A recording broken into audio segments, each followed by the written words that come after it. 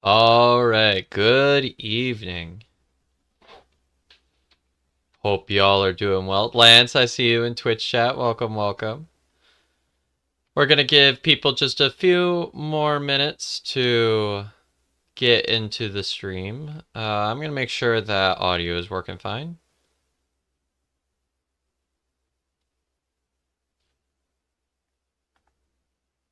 I don't believe chat's getting game audio, so maybe that'll change in the other slide, so we'll have to check. But yeah. So tonight, the goal will be I got 10 submissions for gameplay to review tonight. So we are going to take some time and we are going to look through all of those. So that's going to be pretty cool.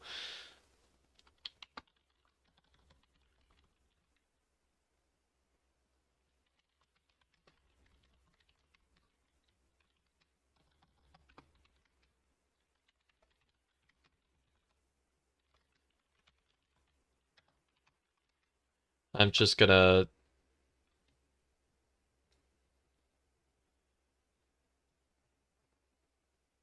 ping everyone here and here. There we go. We'll get some more people in the chat, just giving people just a couple of minutes, and then we will get rolling. So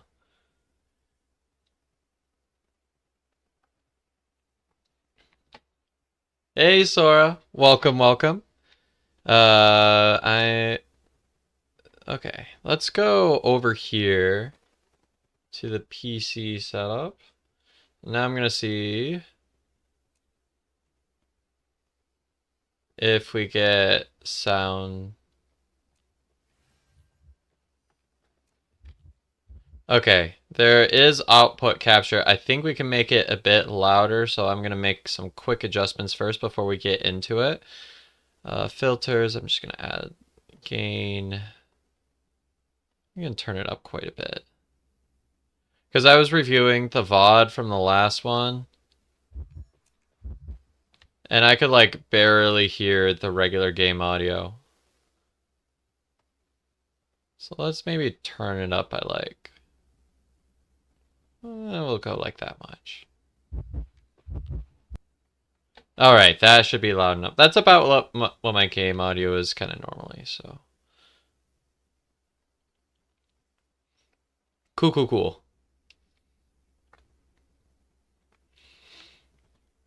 So this is the first match that I got sent. Hold on, I'm gonna exit full screen just so y'all can see the names here. It's kind of cursed. So we have Daddy's Good Boy, Daddy and Mommy, and Spoiled by Mommy. Clearly, someone was in at least a 3-stack here. The Mind's Eye was the one that sent this gameplay, so that's got some interesting usernames there.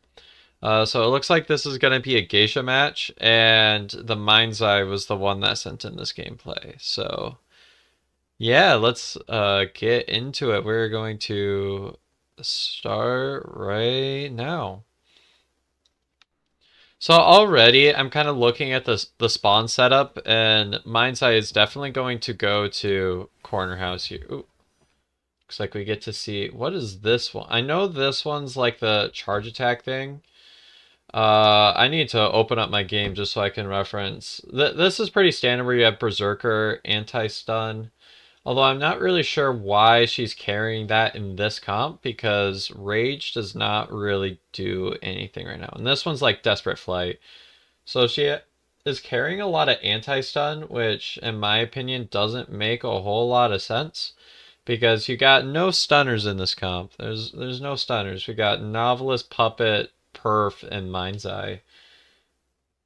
None of which really qualify as the stuns. I just need to see what this little thing is.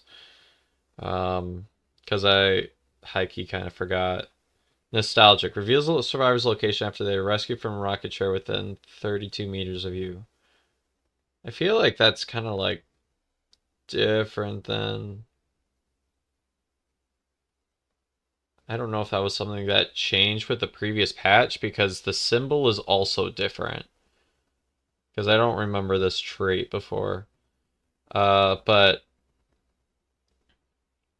if it is nostalgic, then it doesn't really make a lot of sense, because it looks like a campy trait now. So I think that's something different. But anyways, Mind's Eye, I'm presuming we're going to see... Never mind. These are new traits, so obviously something new is going on.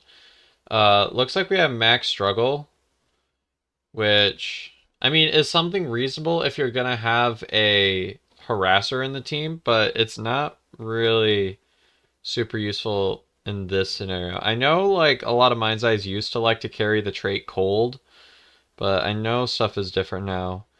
Looks like this one here is one of the new ones. Increases decoding speed by 8% when another survivor is on a rocket share. That's actually pretty effective, because she's not going to go for the cipher. That's actually pretty nice. Let's see, what is this one? While injured, obstacle vaulting speed increases by 6%. That's a pretty wise one to take. I'd probably take some of these struggle points and even go more into that.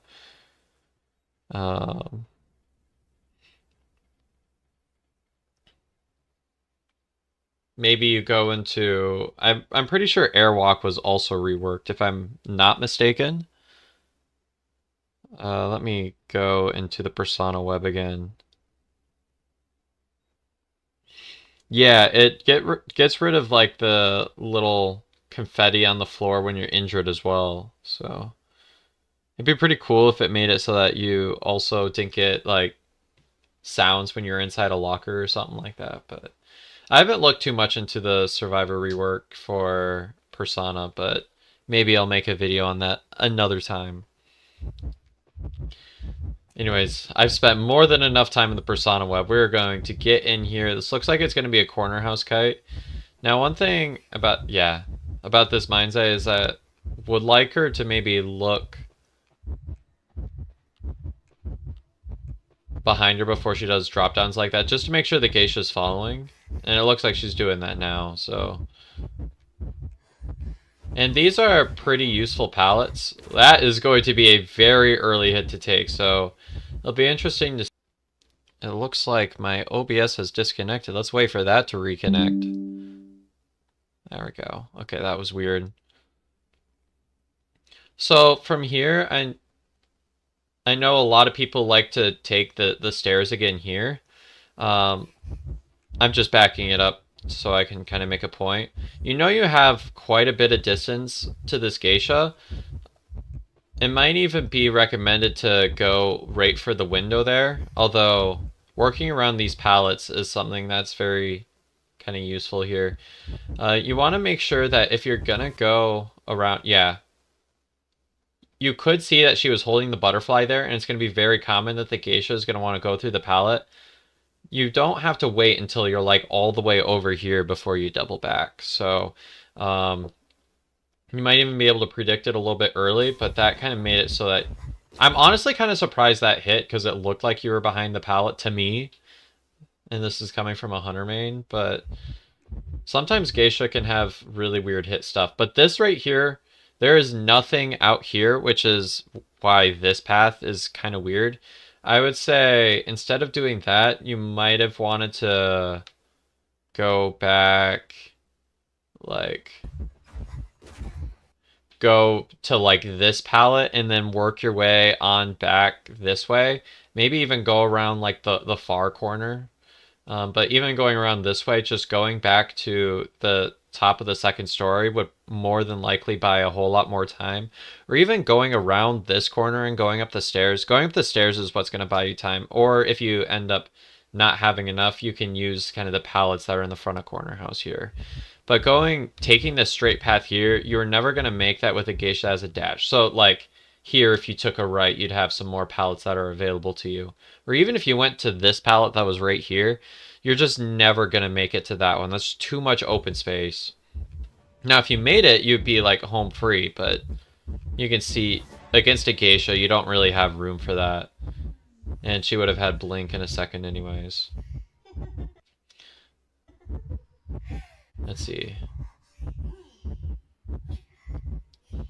But let's see if you have some sort of rebound. It's still not like, for Mind's Eye, it's not the worst thing in the world to have a first kite like this. It's just a lot of times you want a little bit more, especially because you were going to be the main decoder. That kind of hurt that Perfumer was able to get that with... Ooh, nice pallet stun. Okay, going to this cabin area is kind of smart, but Perfumer is going to need to heal in order to make any use of any of her resources.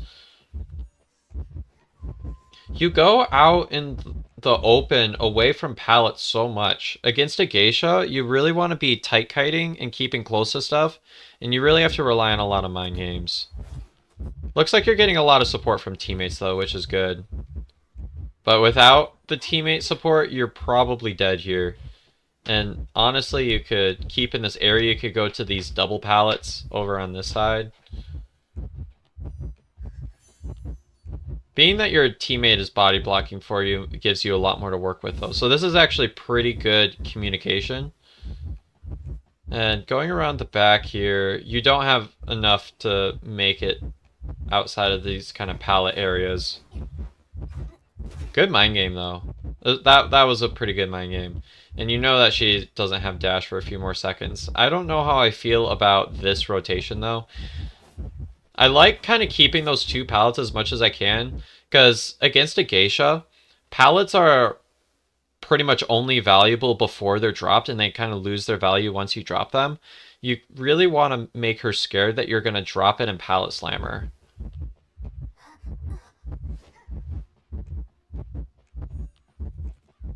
Yeah, so like this pallet, if the other pallet was placed... Oh, are you going to get tram? I don't even know how I feel about going on tram in this scenario, because this is pretty much a surefire way that geisha is going to get you right off of the tram. Okay, well, she wasn't being very predictive there. Okay, you get the pallet stun, but you have to look back.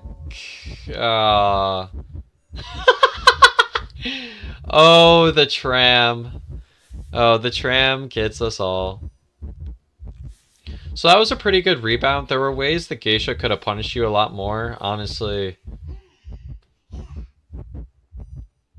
Like, without the teammate support, you would have been in a much more difficult situation, but your teammates were actually doing a very good job here, making the geisha more scared of pallets. And you could see where this geisha, as she was approaching pallets, she was scared whenever one of your teammates were there. And if you were the kiter there, you'd have that exact same mind game.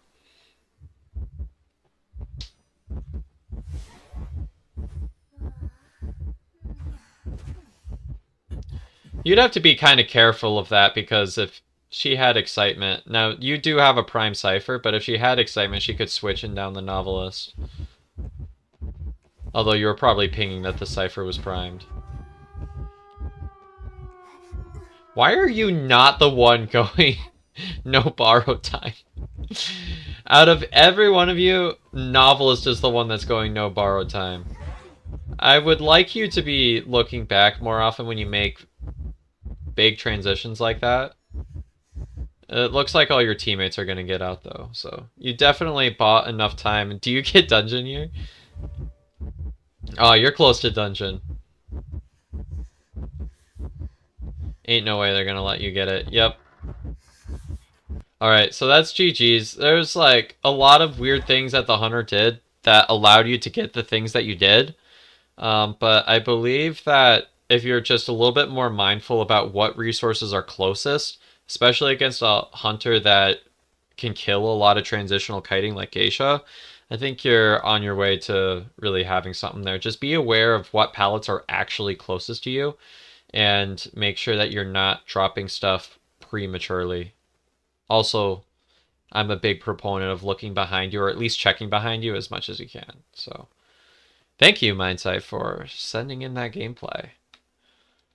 So the next match that we have is some Hermit gameplay. Which, actually, Iris was the one that sent. So, longtime viewer of the chat. So, we're going to take a look at some Hermit gameplay now. I like Hermit. I feel like Hermit is a really, really solid choice for ranked. And especially against a comp that doesn't have very many heal capabilities, a lot of survivors, especially in ranked, aren't going to have the communication to deal with them. As long as you get kind of an early game, you don't really mind as long as you're distributing a lot of damage. So here we go.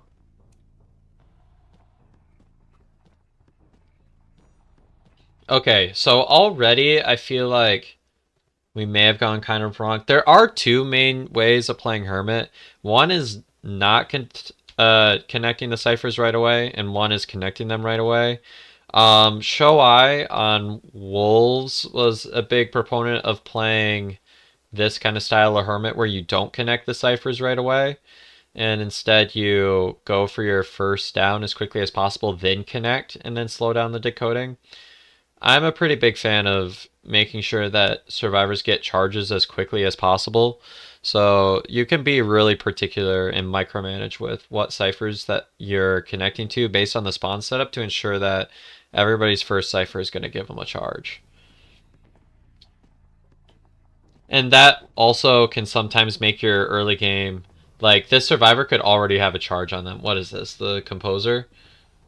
Alright, Composer is already messed up a bit on their transition. But now, see, if they had a charge on them, you could have already had your first hit and gotten damage on the table, which is why I'm not as much of a fan of this kind of strategy, especially because that charge feels like it has a hefty kind of cooldown to it.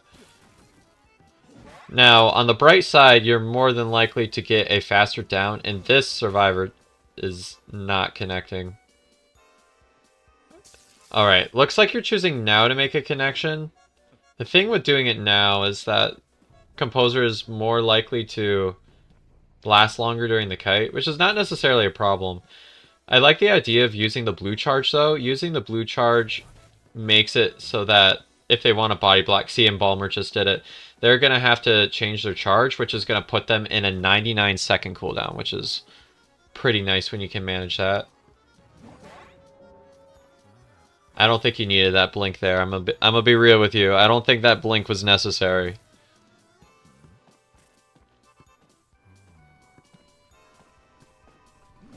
If you get a hit on this Postman, it actually downs Composer. So you could honestly have just hit the Postman because they have red charge. See, if you hit Postman there, it would have downed Composer and then you would have been just fine. So you're already starting with some damage here.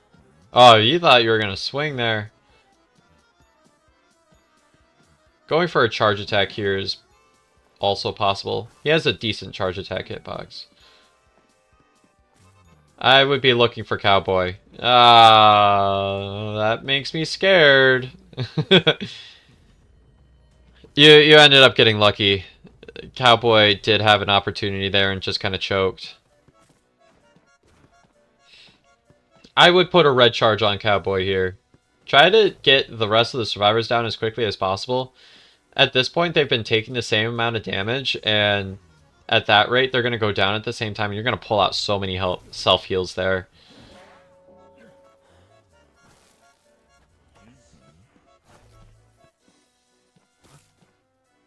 Yeah. With this...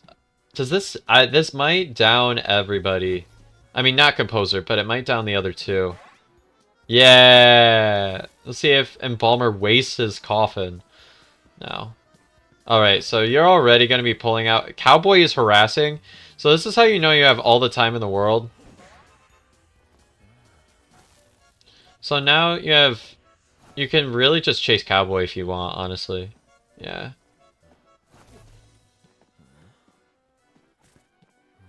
And I believe that downs, if I'm not mistaken. Yeah, that's how the math works out. This is why I think Hermit is so good for rank. Look, you've already gotten rid of the self-heals. Now they're going to have to feel scared about picking up charges.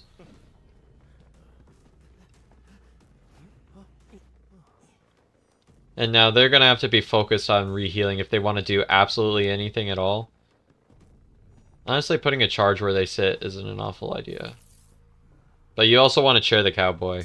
We'll see if Postman goes for this rescue. I mean, everything's pretty much dead because that survivor's in the corner. Obviously, they're not picking up the composer there. But that's where Hermit is like so dangerous for ranked.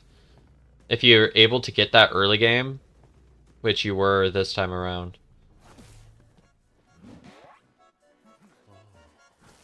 Yeah, just keep putting the red charges on. That's honestly the best thing for you to do now. One thing that you can do really to improve is get used to using your secondary ability. I have not seen you do it once. Ooh. We all have charges like that now and then. But you're not using your second ability at all, and it essentially acts as another charge for you. It can also help you transition. It goes through these walls, so you don't have to walk through that pallet.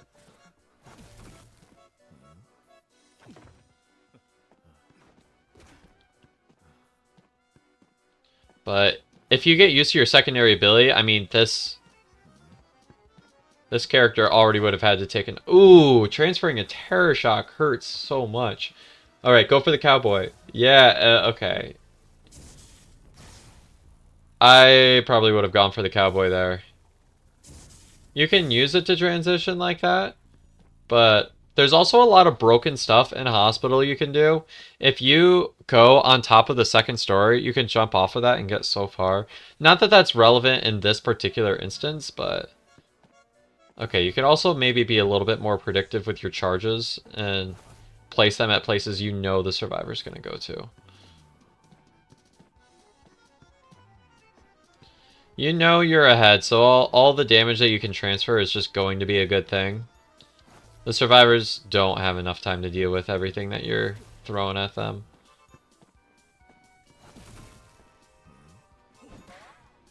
Okay, that's another hit. Now you're going to want to probably put a... Wait, this Embalmer has a charge already?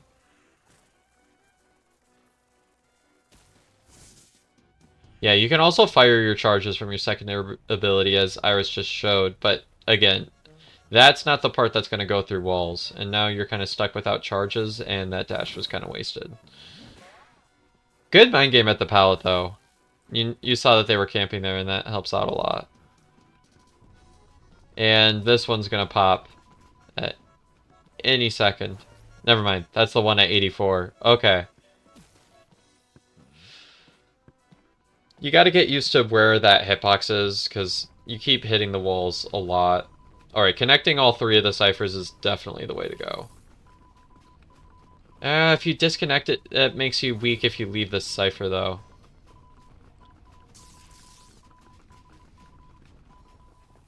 I mean, everybody has a charge, except for Embalmer, and... Yeah, you're fine if... You got a blue charge, so you can use your secondary ability. Again, I don't know what the cooldowns are on it, because we don't have that visible. But you don't have to be checking this cipher so much. And the fact that you connected it now makes it so that they can decode it from any cipher. Because that one's really close. Now, if the survivors were playing things right, they would be just group healing up when you're pretty much sitting here twiddling your thumbs. But, okay. Everybody has a charge.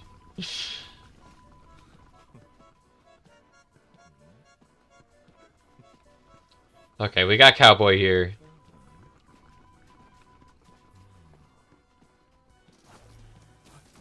Good job waiting out the flywheel, though. That was actually pretty good. Use your secondary ability. Okay, that was a little bit too close for comfort. Embalmer doesn't have self-heal, though. We saw him already use that, because he didn't use the coffin the first time he was down. Cowboy using a syringe, though. We'll see if Cowboy actually has enough to fully heal. Not that it really matters. You already have... Yeah, this is it. Just, like, push him through the pallet. Never mind, he teleported back. Alright. Thank you, Iris, for sending in the gameplay. The main things that I had, there were like a couple of ways you could have been a little bit more efficient in both the early game and the end game, but I think overall you played the mid game pretty well.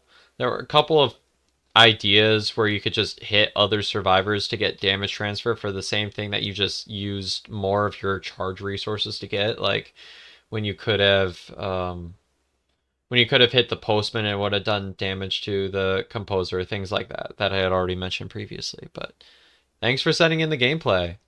Let's see what we have next. Ooh. So this next one is actually... It says, I was playing as Magician. This was played on Chinese server late last season. I was either High Elk or Low Mammoth. Alright, so we're going to get to see... I don't actually watch too much like China server gameplay. So I'm interested in seeing what like tier 3 or tier 4 look like for China server compared to our servers. So let's take a look. I love this sculptor skin, by the way. This sculptor skin's so good. Maybe it's just because I love chess, but okay, let's...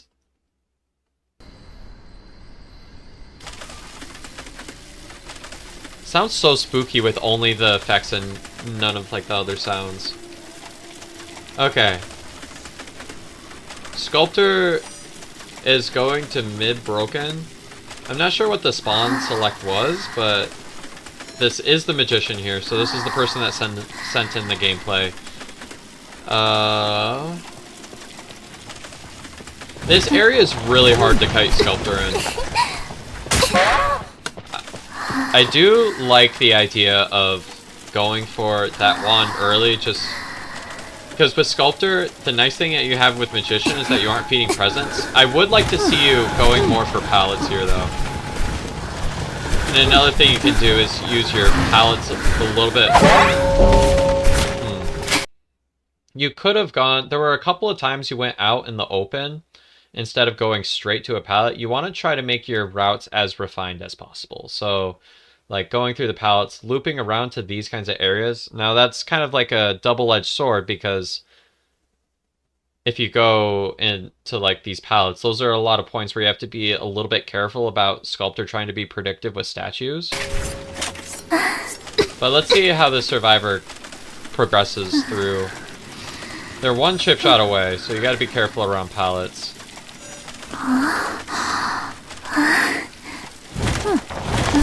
Again, I don't mind using wands early, but I think you could have gotten a little bit more value than the wand that you got there. You want to, a lot of times, do it in a way where you can, like, sometimes double back behind the hunter. Like, make it more of a mind game rather than the hunter just kind of following the footsteps in. I don't feel like you got maximum value. The first wand could have been good if you chose, like, a different route and maybe ducked behind a pallet. But the other two, they were kind of in the open and not really super prompted to use them, which kind of made it so that you didn't get maximum value. There's also something valid about holding onto your wands and even dying with them so that you can have them for any sort of a rebound kite. But, I mean, overall, the decoding it's not, like, awful. Just would have preferred Sculptor to be a little less fed. Also, this is up left warp, which I believe the BO1 uses left right warp. So this kind of no detention warp thing is something that I've used in competitive myself. I really like it. It's super aggressive, so you have to really watch kind of the max presence, because once Sculptor hits max presence, that's when she's actually able to start getting downs quickly. But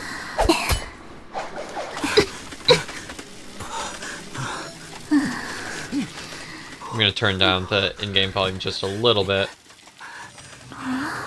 Forget about saving, go for the tie. We didn't want to risk it. Yeah, fair enough, honestly. I think that's actually really reasonable, because Sculptor is one hit away from getting max presence, and if you can keep her from max presence, then you might actually have more of a chance at a mid-game type of mind game here. Yeah, because That journals probably would have been hit there if Max Presence had been activated. And, I mean, this sculptor is not really putting a lot of pressure on you. If I was this sculptor, I would be moving around, seeing if I can determine whether the survivor is actually close. Yeah, these aren't necessarily the most accurate chisel statues. I'm saying this as someone that, like, has played Sculptor multiple times in, like, competitive tournaments. I would like to see that little girl. Fair warning, this replay is about to get really weird, really weird. This recording is really corrupted or something. Alright, let's see. I would have liked that little girl to have gone away, rotated away a lot earlier. Galatea Chair's little girl here, but doesn't show up on the recording for some reason. Yo! New patch just update. Galatea can chisel while holding a survivor. Watch this.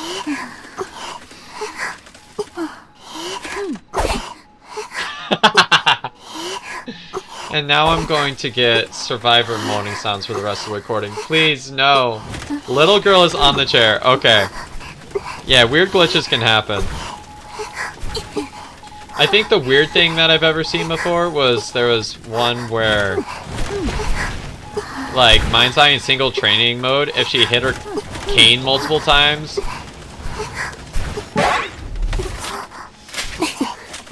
she would, like, the world would just spasm in different colors. Some of the glitches, I don't know what's up in the replay. She just wants balloons. Like, she wants to act like she's from Up. I don't know. That is funny, though.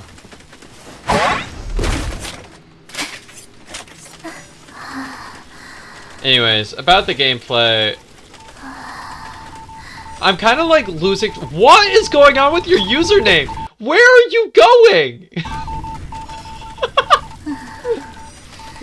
Okay, it's really hard to determine what's going on when you're going a million miles an hour.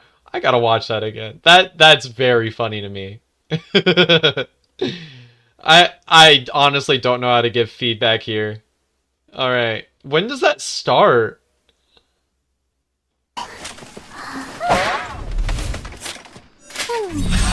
You're just flying! Oh, what is going on? Little girl is going a million miles an hour. What is going on with this recording, y'all? I love that you sent me this. This is incredibly funny. She's zooming! Look at her go! She's zooming!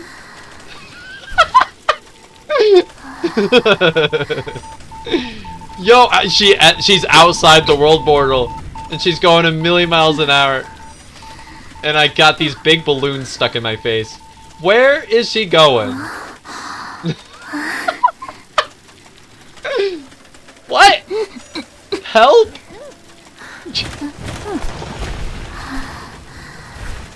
Why? I don't know what's happening anymore either. Incredible. I don't know how little girl got undowned. Oh wait, we see the self-heal's gone. Hey, the balloons are gone. This replay just stops here. Yee, it's really bugged. Little girl healed up. Reporter. Who's reporter? Is that supposed to be journalist? Okay, journalist. Who then saved Barmaid, and Barmaid did an awesome rebound kite off a chair, and we somehow got it tied despite my first kite being horrible. Lol. I think, honestly, just, like, making sure that you're using your magician wands more at the last second. I mean, I didn't mind it the first time around just to try to avoid feeding, but when you're a magician, you want to kind of delay using your resources a little bit, but thank you for setting this recording. That endgame was just, it was peak. That was peak comedy right there, so thank you for sending this in, magician. Alrighty, the next one, we actually have 2 Goatman matches in a row, so It's like Goatman match, rusty with him is the title. It's okay. I'm rusty with Goatman too. Goatman's not my main. Trooper in YouTube chat says, do you need to send a link for the video to review? Yeah, so that was something that I posted in my Discord server. I also made a Reddit post about it because people on Reddit also like sending in a lot of gameplay for it, so that's really fun. But yeah, if you want to send in some gameplay now, it's still available in my Discord. If you send in a YouTube link or a Google Drive link, I can take a look at that. So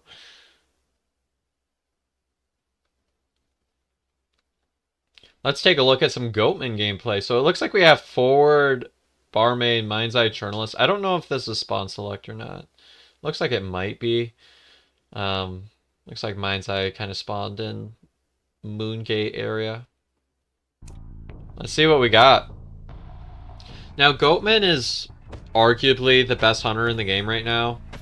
I would say he probably is, just because his ability kind of ignores a lot of what survivors are able to do. Like, if you watch a good Goatman, like, Pit actually seemingly has a pretty nasty Goatman. I watched him play it against RVL. I watched one of Z's recaps on it, which, by the way, if you haven't checked out Z's, he has some good stuff. I'm sure most of y'all watching me also are aware of Z's, but just putting that out there. I watched his recap of one of the community tourneys.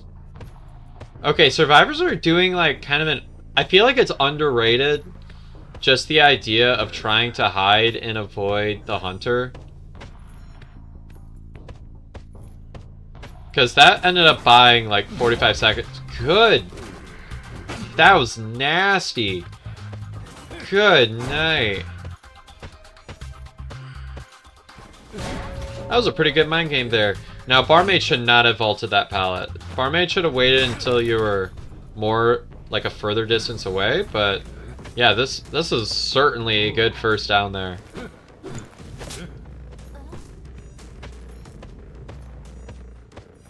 Alright. Honestly, using that and just putting peepers down is really nice. I'm pretty sure peepers is what most Goatmans run, because, I mean, what else are you going to carry with them? Maybe there's a case for warp.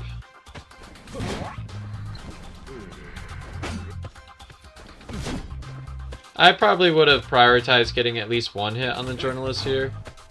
Okay. So here, this is probably where I would say you might have made your first little inaccuracy, just with this kind of wall here. Being that journalist was camping, there's not really a whole lot you can do to camp there. But you also wasted a little bit of resentment just because you can't place it right there. So maybe if you had like followed around that other pallet, you would have had more of an opportunity to get the barmaid there. But then again, they could have just gone through this pallet. So I guess that's a way to try to catch barmaid, maybe trying to run off. But you also weren't... If you navigated your camera the other way, maybe you would have had more of a chance of figuring out where journalist was going. You also might have had an opportunity to place one of those and use one of your dashes. That's one of the few instances where it might have actually been useful, because it almost acts as like a red light trick. How far / how long could you rotate? I'm gonna take a look at some things that chat's saying. I would say like as long as you can reasonably do it. I mean, because when you're playing in ranked, depending on what tier you're in, a lot of hunters are not going to be able to figure out like where that 15-meter radius is going to be where you spawn. You also have to pretty much know what hunter you're going against. So like, for instance, you're not going to do as much hiding or rotating against something like an Ivy or a Dream Witch as you would maybe something like a Geisha or a Goatman or something like that. It also depends on the quality of the spot. So like if the Goatman have found... I'm going to keep track. I was at 152. If the Goatman had found, I believe it was the Mind's Eye that he kind of walked by right away. If this Mind's Eye were caught right away, like she has nowhere to go here. I mean, So from spawn, she probably should have gone to shack or like some other kiting area. Right here, she has no resources to work with. So I would say there's a lot of factors about it. It also kind of depends on the spawns if you have spawn select on. But I would say the survivors did a good job hiding in this first instance. Honestly, Barmaid maybe could have even hit a little bit longer. Hiding and rotating is so good. I agree, Matuna. Welcome to YouTube chat. All right, I was at 152. We're going to get back into some of the gameplay. Take a look at some more stuff.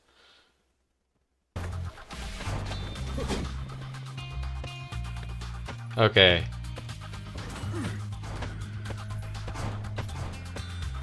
Yeah, I would say the main thing here, that's something a lot of Goatmans will do, is they'll have their camera kind of out to the side, and that gives them a little bit more of a scope of where the survivors are going to go. Either that or you're going to have to do a lot of really fast camera rotations, which we're kind of lacking that time around. What is Journalist doing? You're not forward. You're not going to body block there. I'm sorry. As much as you want to.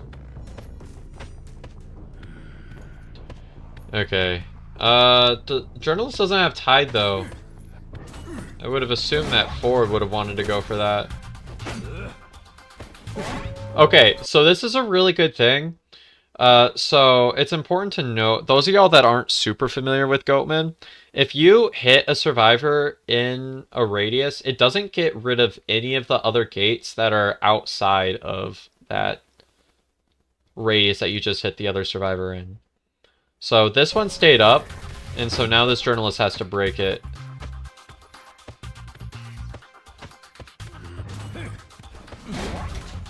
Nice. Maybe you could have Terror Shocked like the little guy, but... Okay. What you can do here is you can wall off the forward. Okay. Then you probably could have just picked the survivor up.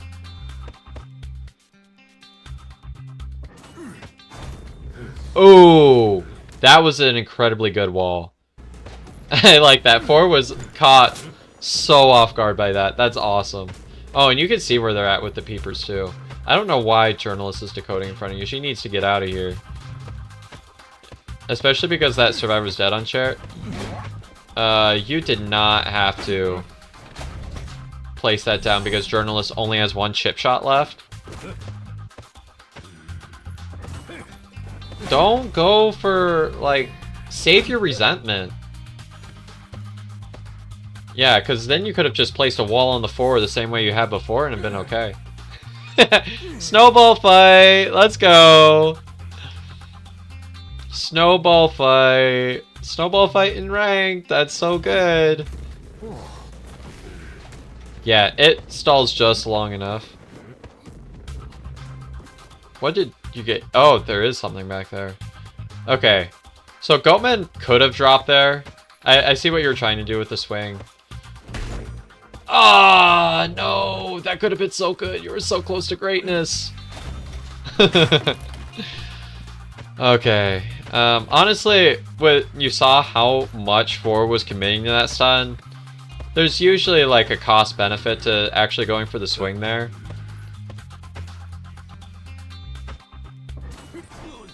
You stood. What? Hold up. You got stunned, and then, like, in the stun animation, you got put through your own wall. So now you have a pallet stun outside of a wall. Oh, man. Journalist, that's the one thing you couldn't do. Was vault in front of the hunter. Okay. Because then he would have had to place down a gate. Honestly, serve decoding is not doing too bad. Especially because Mind's Eye has just been kind of popping off here. I probably would have only placed 1 peeper there, but placing 2 is reasonable. Let's see if Forward commits again. If he commits, just drop. Just drop. Just drop, bro. Never mind. Forward, silly. Dropping would have gotten pretty much the same effect. Ooh, get a hit on the Mind's Eye, and then rescue's gonna be a lot harder.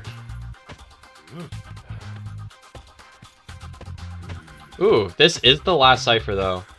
If that peeper was a little bit closer to the cipher, I don't know if it actually covers it yet.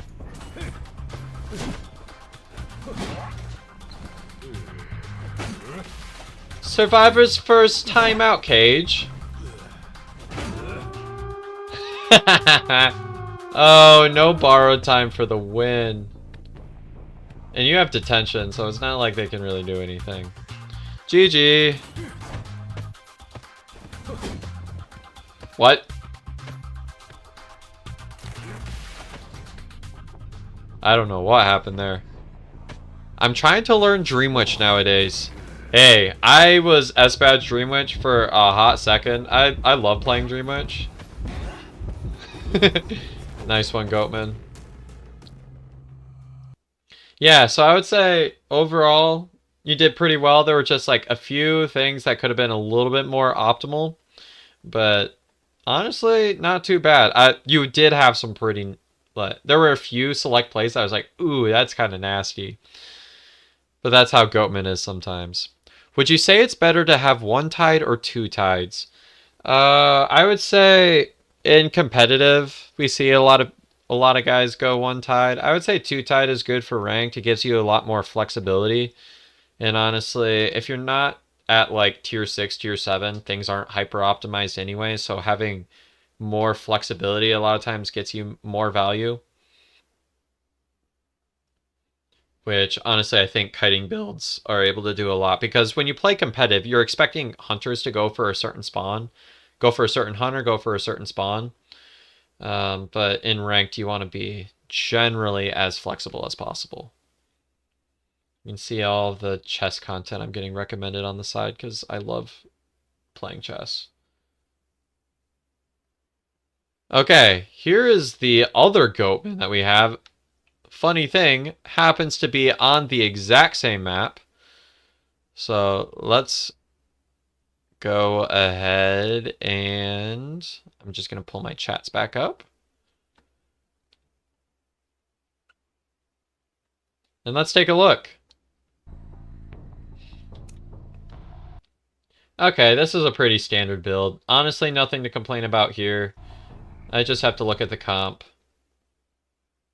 Okay, this is... I'm trying to think. I believe that the painter stun is reduced by having that persona trait. So that and combined with postman, it's reasonable to carry anti-stun here. I mean, what else would you carry? Wanted is always pretty nice, so honestly not too much to complain about. You have mercenary here. That was pretty well placed. Let's see if you get him to use another elbow pad.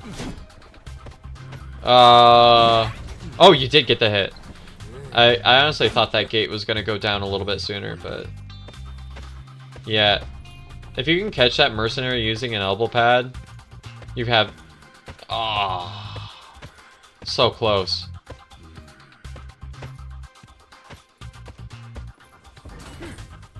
And that was a pretty much wasted elbow pad there. Whoa, cool. That was a pretty cool kind of wall there. Or, yeah. And we're seeing right down...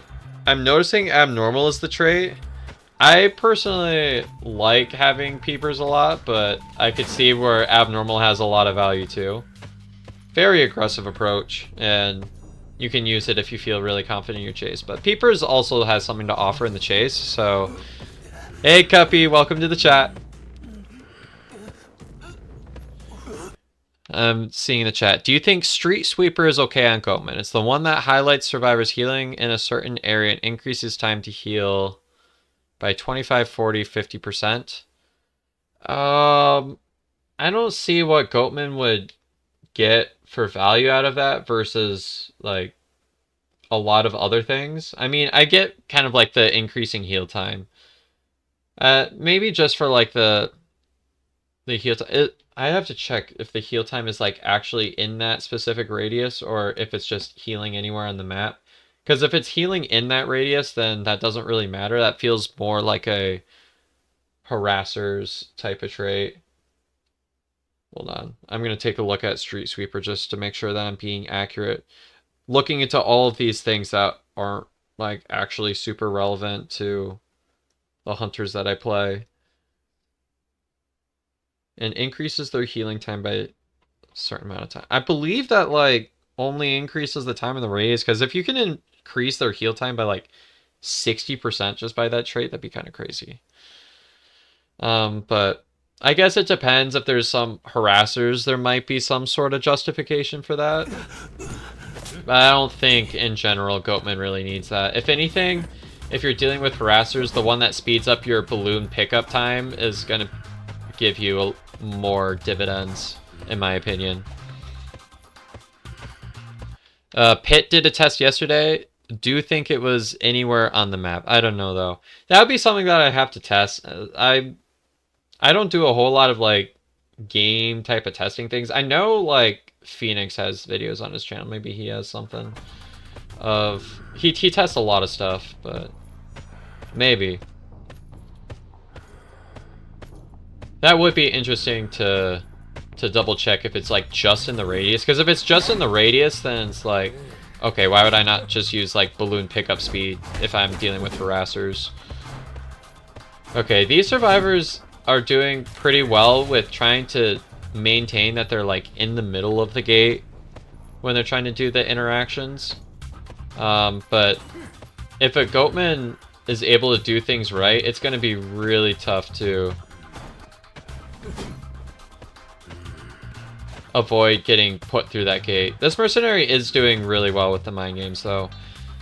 Sometimes you just got to predict that survivors are going to...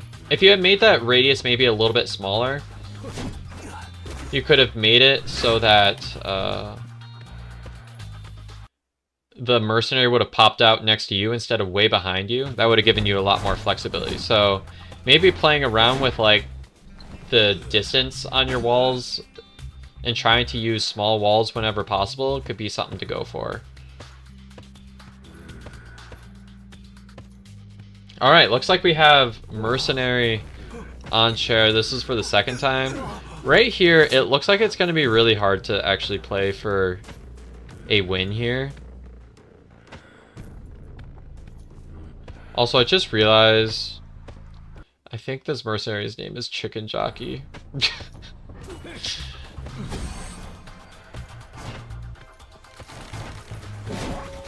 Lawyer...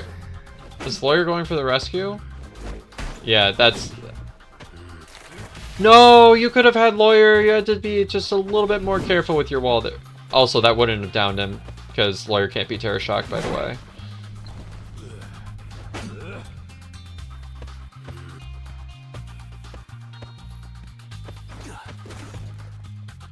Let's see if you can get this gate down. It's kind of taking you a long time to go for these walls. When it takes you so long to do that, it gives survivors a bit longer to like mentally prepare. If you watch the good Goatmans, they're able to like hold it while they're doing mind games kind of at the same exact time. Okay, this looks like it's a tie scenario because the last two ciphers are very, very close and you're already at abnormal, so looks like you're gonna teleport. Reasonable. Faster reaction time would have given a hit on Postman there. Wouldn't have downed, but... Oof. That kind of hurts.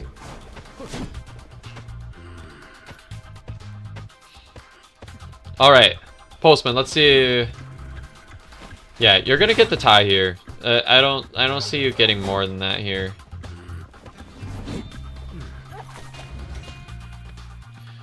So, this is where I think the main kind of mistakes... I mean, you did get the early abnormal value. I want to see if I can give this person like some feedback on how they could have turned this from a tie into a win. Because it's obviously a tie here. I'm going to back up and see if I can find some times. First of all, being more careful with right here. With Lawyer's mistake of running back before going to the rescue. I mean, if you had gotten that Lawyer in that gate and you you actually got this stuff, you would have had another chairing to work with right away instead of Lawyer being able to run off.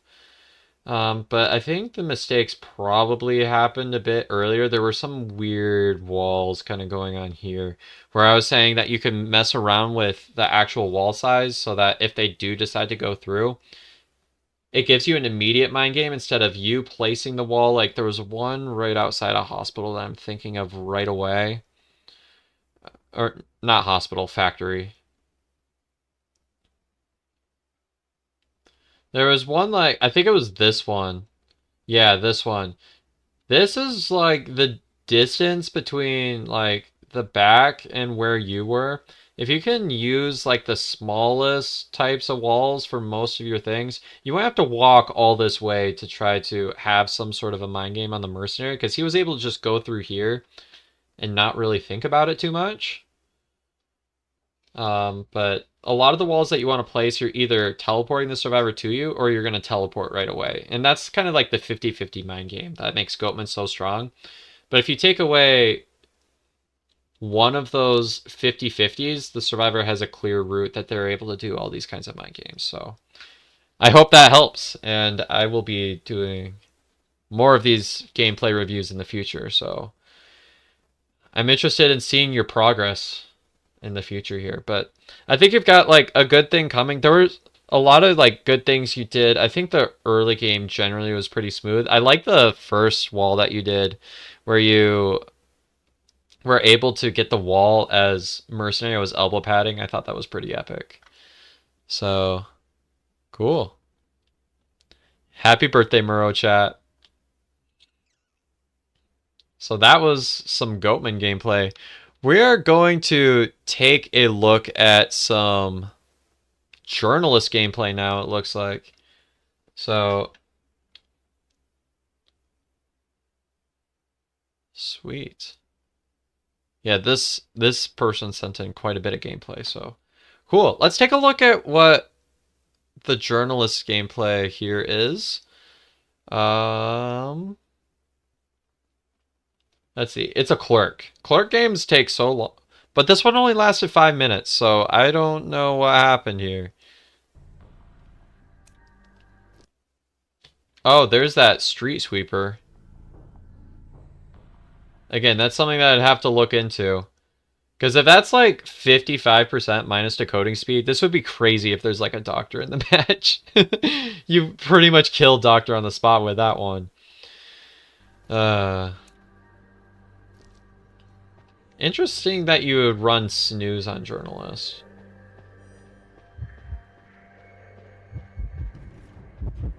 Alright, let's see what this kite is. Already, yeah, camping this window is going to be very strong. You want to avoid going for these interactions actually as much as possible for the window, because if that clerk had been recording you, you want to avoid giving the clerk recordings whenever possible, so jumping down the hole actually would have made a lot of sense there. And now you know that she has a window recording, so... Okay, the hunter played themselves with that one. Maybe they wanted to drop it so that they could get a recording of like a pallet break. But this is smart when the clerk is recording you to be using your abilities instead of actually going for like the drops yourself. I would like to see you walk around.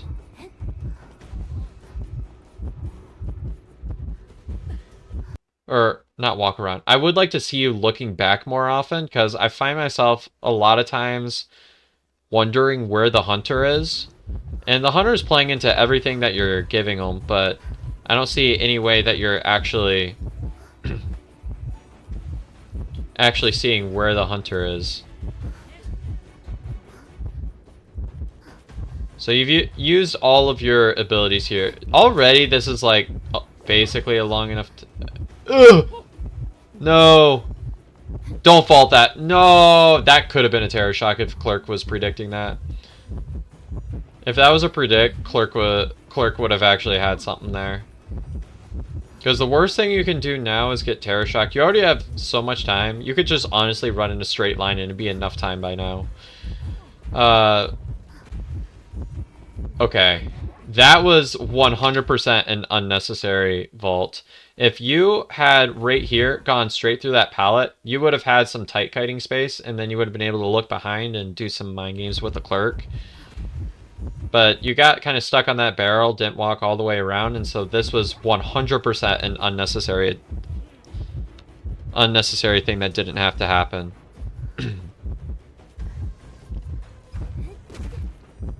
Yeah, dropping down pallets when clerk is not recording is also something that's really smart. Now you've already have... Ooh! Now she's going to be able to lift up pallets. Now you got to be kind of scared of using pallets so much.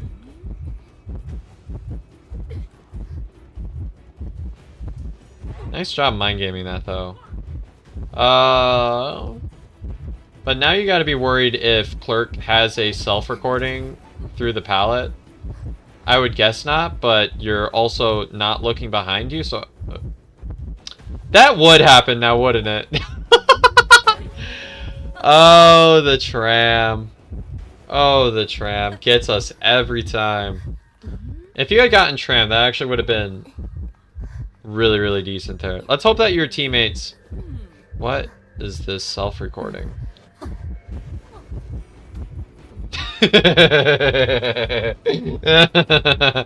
Oh, forward. Oh, that is the most relatable thing I've seen all day. Honestly, getting hit by that chip shot is not an awful idea. Looks like the forward actually got that. Honestly, they can just kind of pop and be fine.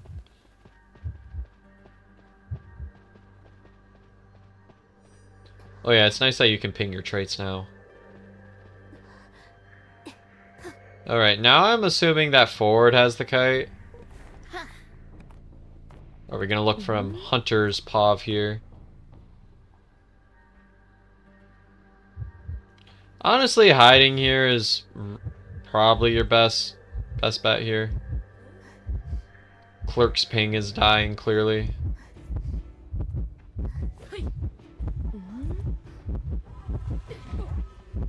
Honestly, you probably would have revealed yourself less if you had just crouched behind that box, because you can see where they can see you from behind the wheelbarrow. Okay, yeah, whatever you did, you don't want to give them that recording. What a late pop. Interesting. You have no idea what Clerk's recordings are now because they've been after forward for a while, which is where I would be worried about going for this window instead of dropping down.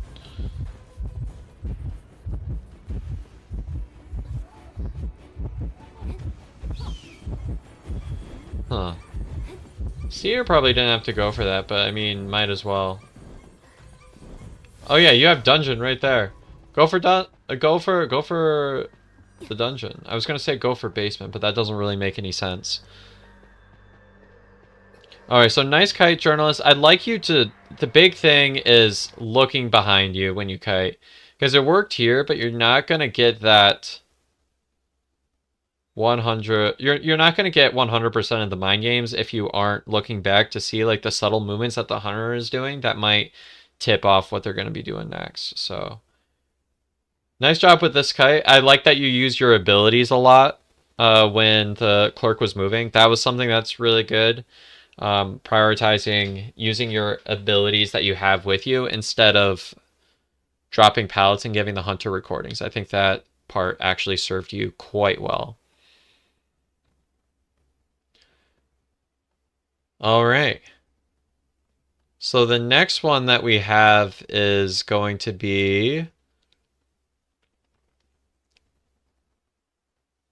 Looks like we actually have some photo gameplay. So this is fun. And it says... Hold on, I'm getting my chats back up.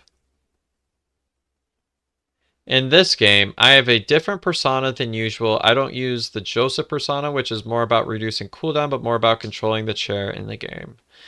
I'm not gonna engage so much in like the persona discussion unless this is something really weird, because I talked for probably too long about that last time I did one of these streams. Yeah,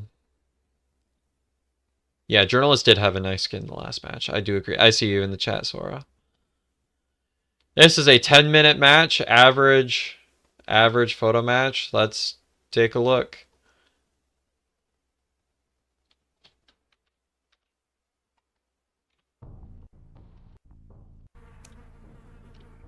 Okay.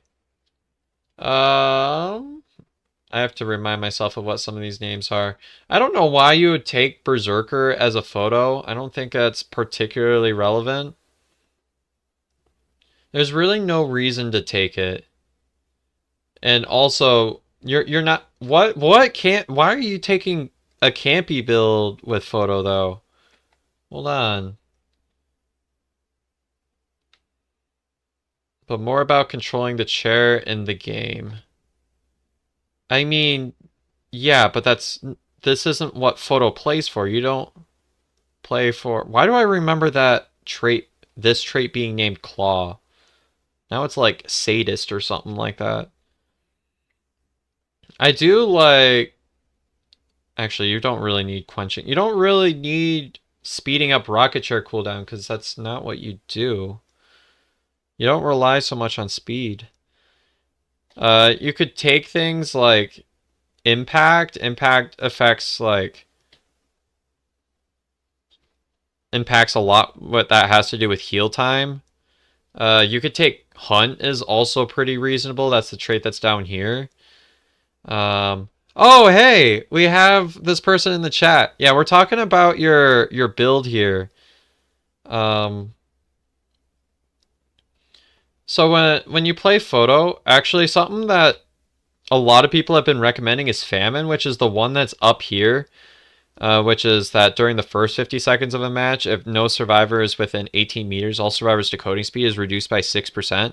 So you get like 50 seconds of 6% reduced decoding speed, and I believe that distance doesn't account for mirror images in the world, so that one's one that a lot of Mad Eyes and photo players have been a real big fan of.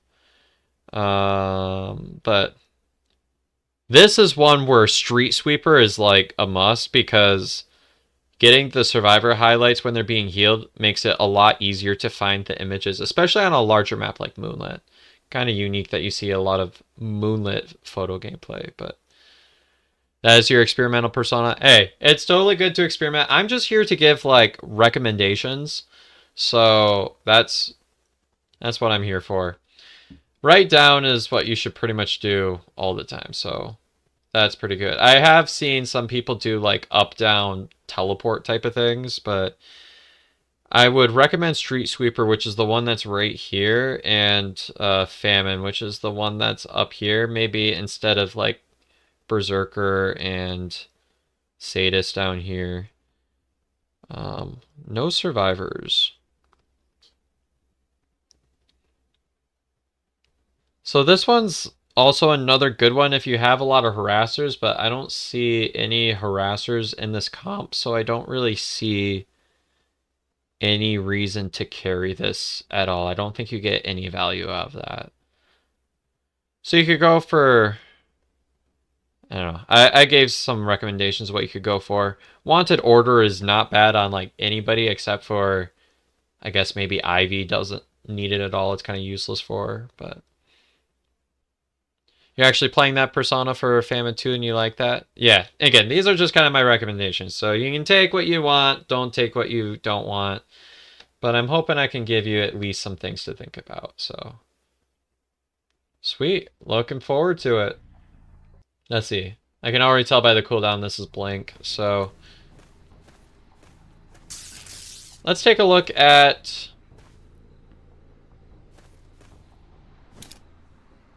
Why did it take you so long to take this photo? There are two main schools of thought. I guess you're waiting for them to go on ciphers, which is, I mean, that's a strategy, but they're like two main ways to play photo. One of them is you take the camera right away, go for the images, you down one, and then you single hit all the others. You single hit them because you see that there's no doctor here, or barmaid, or someone that heals chip shots. There'll be one hit for like the rest of the game. The other thought is you go, you find a survivor, and then you take a camera. It's a little bit less common and used a bit more in like tier 4 or tier 5, but I've seen it used further up on occasion, where you find a survivor, then you take a camera, and then you down the mirror image, and then you can kind of guarantee they're not hiding from you or anything.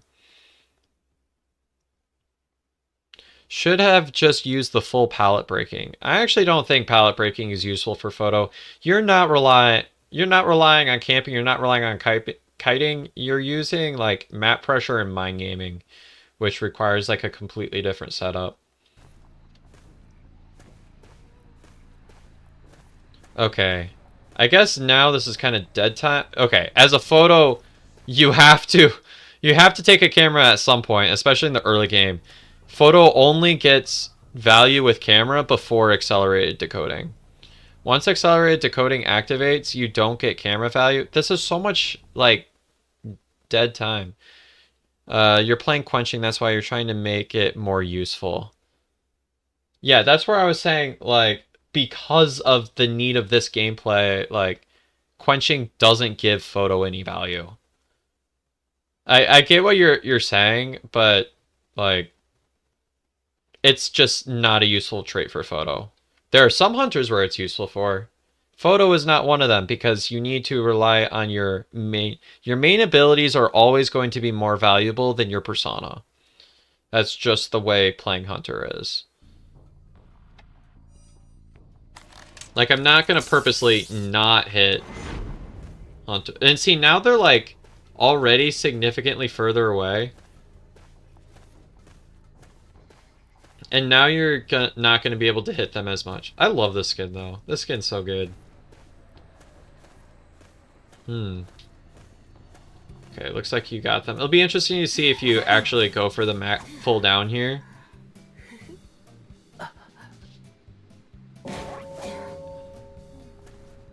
Okay.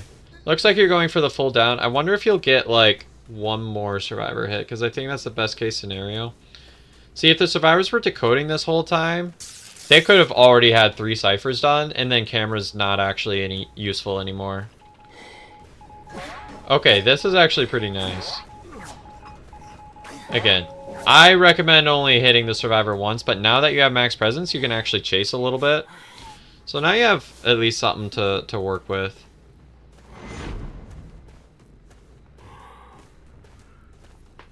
Alright, so little girl... Yeah, you use that max presence ability to figure out where they're healing from. That's pretty good. That was not worth for a blink. You could have gotten that hit without blink so easily. And I would be picking up Lawyer as quickly as I can because I know he's been healed for a second. Okay, now you actually have something to work with, but if survivors were communicating correctly, most of this could have been avoided. You know, that's why this persona is actually just experimental and actually makes you lose sometimes. Yeah. So I can... Hopefully my recommendations maybe give you some ideas to experiment with in the future. But as a photo, you're never reliant on chase and you're never reliant on camp. Like, I don't know what value you're going to get out of no survivors here, because that's a trait that's only really helpful if you have survivors you know that are going to be aggressive during harassment. And even then, it's like not even that useful of a trait. Like, a lot of the other there's like only a select few that you really pick from, and like pretty much everything else is useless. Which is why I think they did a lot of the rework type of things. Looks like they actually got the rescue barely in time. Prisoner got it. Alright, Prisoner's gonna be one... Everybody's one shot here, and only 2 of them can be healed. It's actually pretty nice for you. Which makes it impossible for prisoner or little girl to ever get a heal.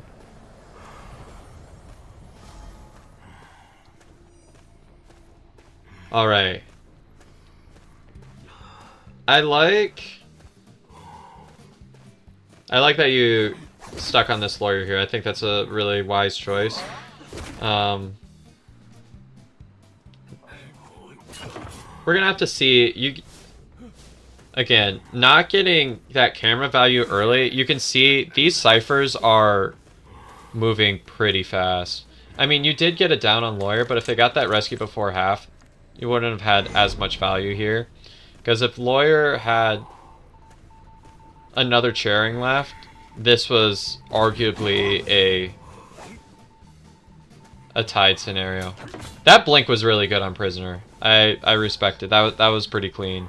Not much prisoner could have really done there besides rotate early. Which the fact that they weren't rotating makes me believe that these survivors aren't in VC communication, which is where photo works the best. So you're capitalizing on what they're giving you, but against experienced survivors, a lot of these tactics just aren't going to work.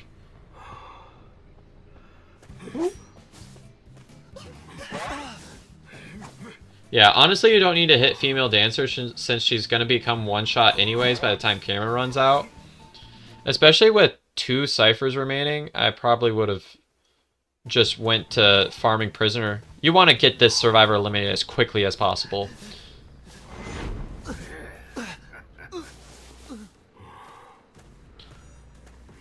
How can we send you gameplay? I'll resend the link in the chat if you're interested in sending some stuff. I know we have some people that might be new and didn't see the posts I had previously, but I'll send the Google form link in the chat. But people have been sending unlisted YouTube videos and or Google Drive links, and that's how I've been viewing and watching them on stream. So I still remember when female dancers boxes affected, like the fast boxes affected the hunter and the slow boxes affected the survivors. Those were the good old days. Getting this camera here is actually pretty nice. A lot of people, what they'll do is they'll do a camera right away when they chair a survivor, because that makes it about the time that if they rescue at about half, you're going to be able to threaten that survivors are going to be down by the chair anyways by the time the camera comes up, which forces them to go for a double rescue, which makes it really easy to get double hits, that type of a thing. You can get really creative with the campy game. Go for dancer, go for dancer. Dancer, oh yeah, you're actually doing the camping game right now. But the thing is, dancer is dead on chair, so you really don't want to lose her. And your blink's going to be back in like 2 seconds anyways, and they don't have the ciphers to support it.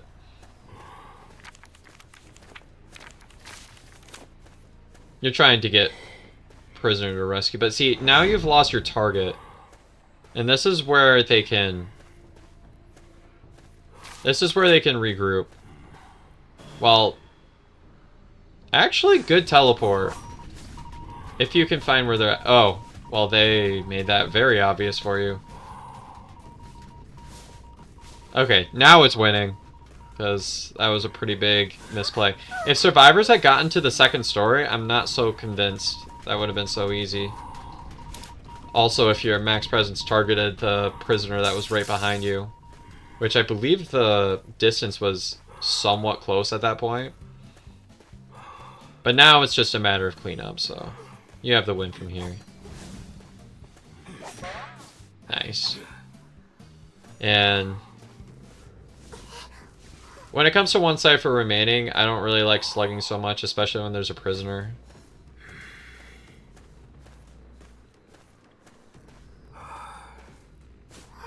But anyways, that pretty much locks the win.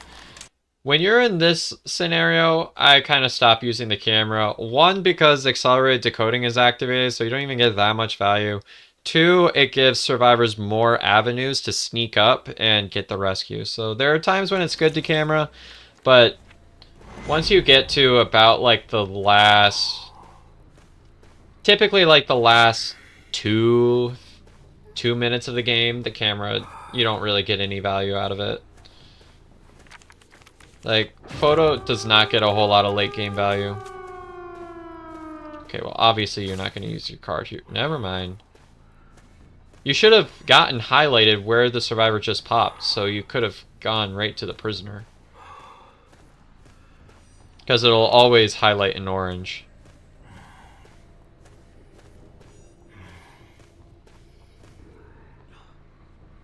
Nice. Alright, this is pretty much a guaranteed 4K from here. Nice max presence, dude. That was fun. Okay. That's actually why you're here. You're trying to improve because you're a veteran who's been away from the game for a long time. Hey, I hope I was able to give you some useful tips. If you have any other like questions, you can feel free to ask them in the chat. And all right, I'm gonna get this Google Drive link just so that I can get that going. Because it looks like we've had a few people that want to send in some gameplay.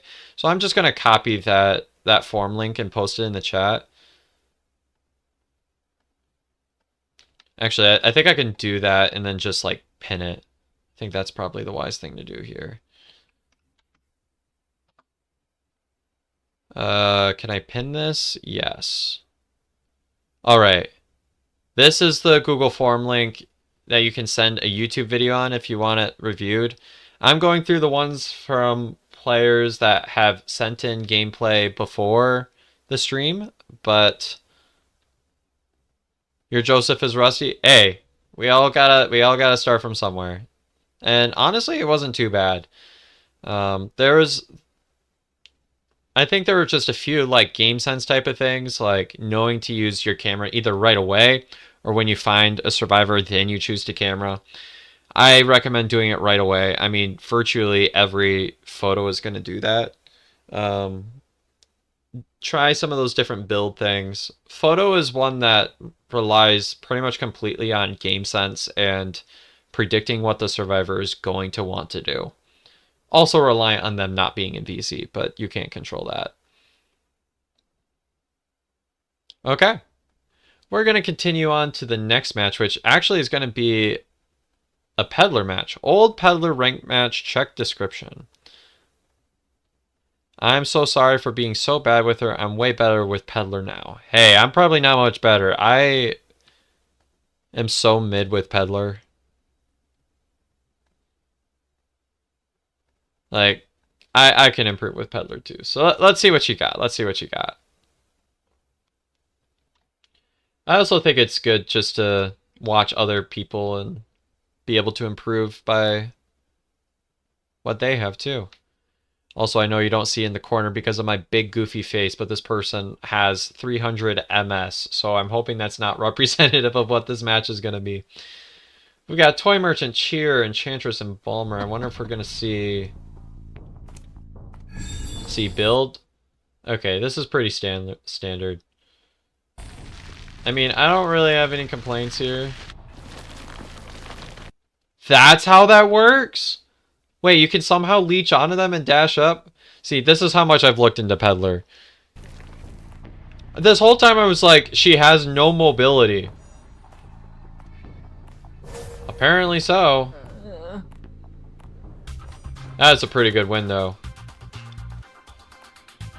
This is good for me to learn, too, because I have...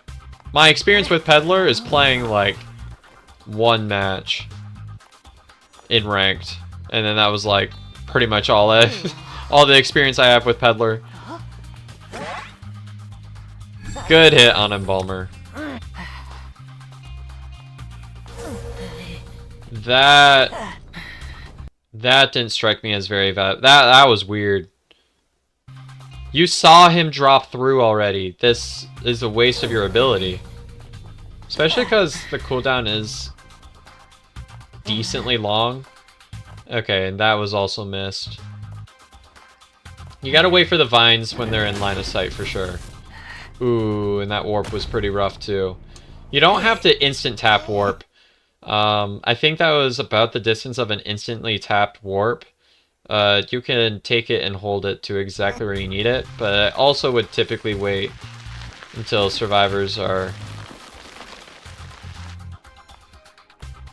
within line of sight just to be a little bit more accurate. I'm not sure what the purpose of all of that stuff is. I do like this vine ability though. I do think that's pretty helpful.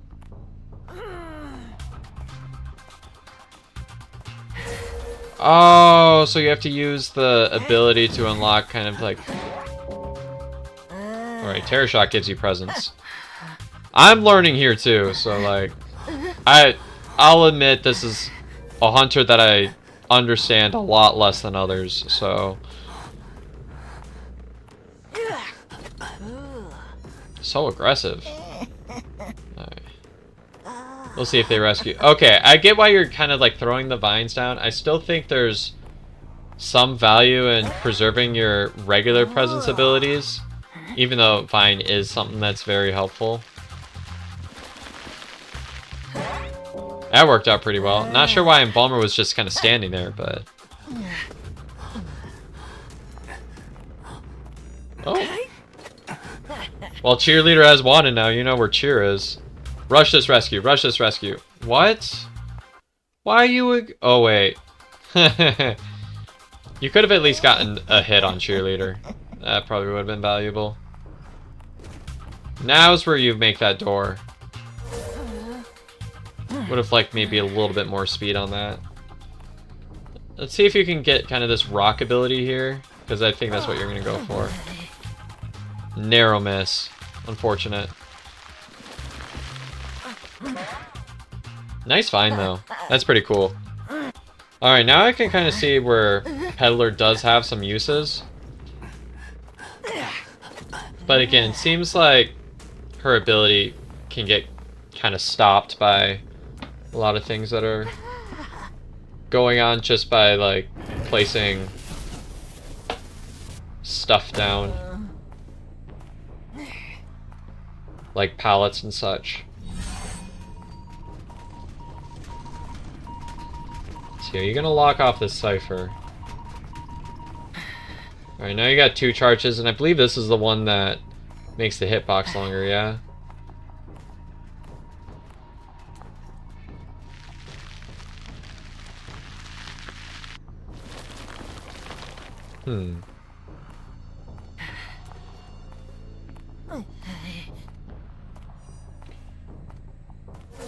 Alright, she's just using all that stuff to try to build up some of these charges down here. I could see where like the vine and the rock are very useful. I'm interested in seeing how good this hitbox improvement is. Right, Toy Merchant. You almost got downed off of that placement. That's crazy.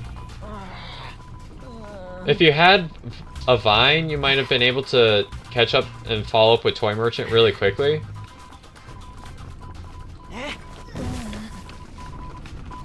That seemed kind of a waste.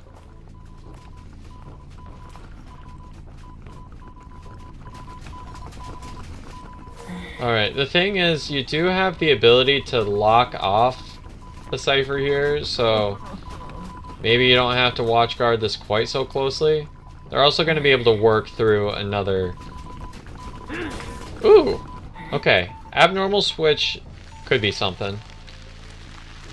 Especially if you're very comfortable with your chase.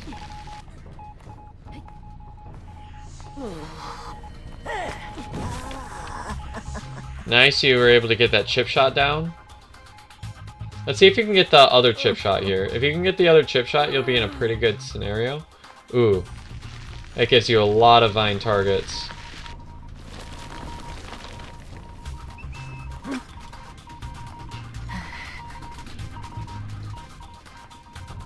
Yeah, trying to block Enchantress off on that side. We can see there's actually some decent pressure going on here. Ooh, nice. Okay, now that you have a chairing, I mean, you can get this chairing here, but your big priority is to prevent that cipher from getting popped. I mean, now it's prime. Now there's nothing you can do. I would have liked maybe if you hadn't gotten so aggressive with Enchantress and instead went for one of these hits. Not missing some of the vines would have been nice.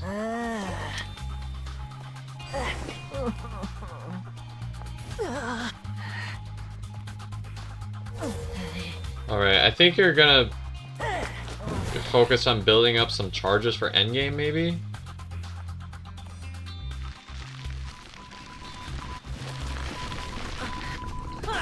Okay, well, now the survivors done messed themselves up.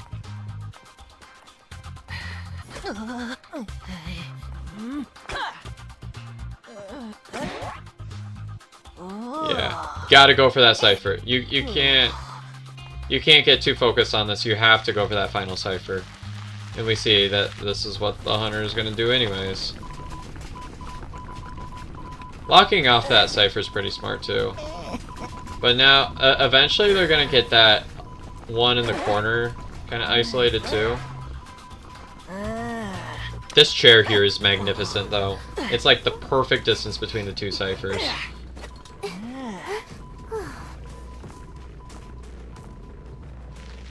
I would have maybe even went for the vine, like the first kind of vine ability. Don't let them pop, don't let them pop.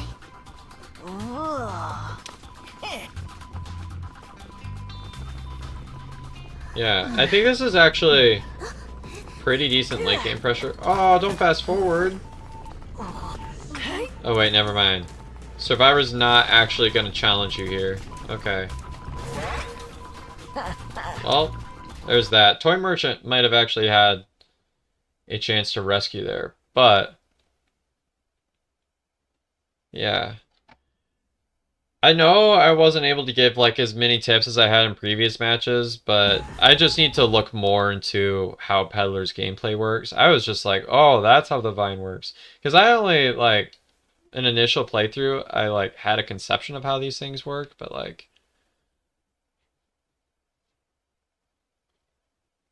I think there were maybe a few times where like the vine itself could have been more accurate to get on top of the survivors, but cool.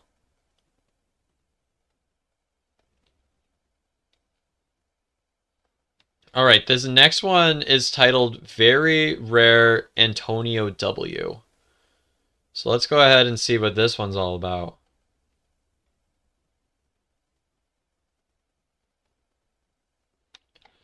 All right. We've been getting a lot of Leo's matches tonight. That's fine. I like Leo's. Well, let's see if my ping stables out here.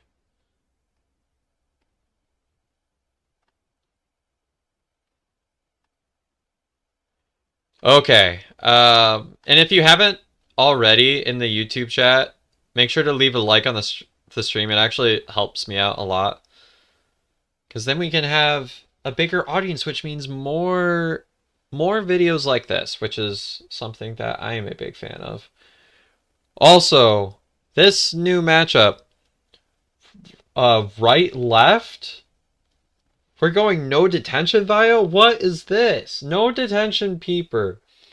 This is like the most aggressive Vio build I think I've ever seen. I've seen left down blink. That's actually what I run on Vio a lot. I like left down blink because that gives you access to the strings a lot, or like the secondary ability where you throw the notes out a lot sooner. That's something I'm a big fan of. When I was thinking about using Vio competitively, because I've been a top 10 Vio before. When I was thinking about using him competitively, that was kind of my main go-to. The main issue with him is his early game just gets rotated and his cooldown is too punishing. If you can consistently land everything, then maybe you'll be alright to tie, but again, not in competitive. Anyways. Looks like you're going to be You're trying out, it turned out to work, I guess, but I might switch back to detention.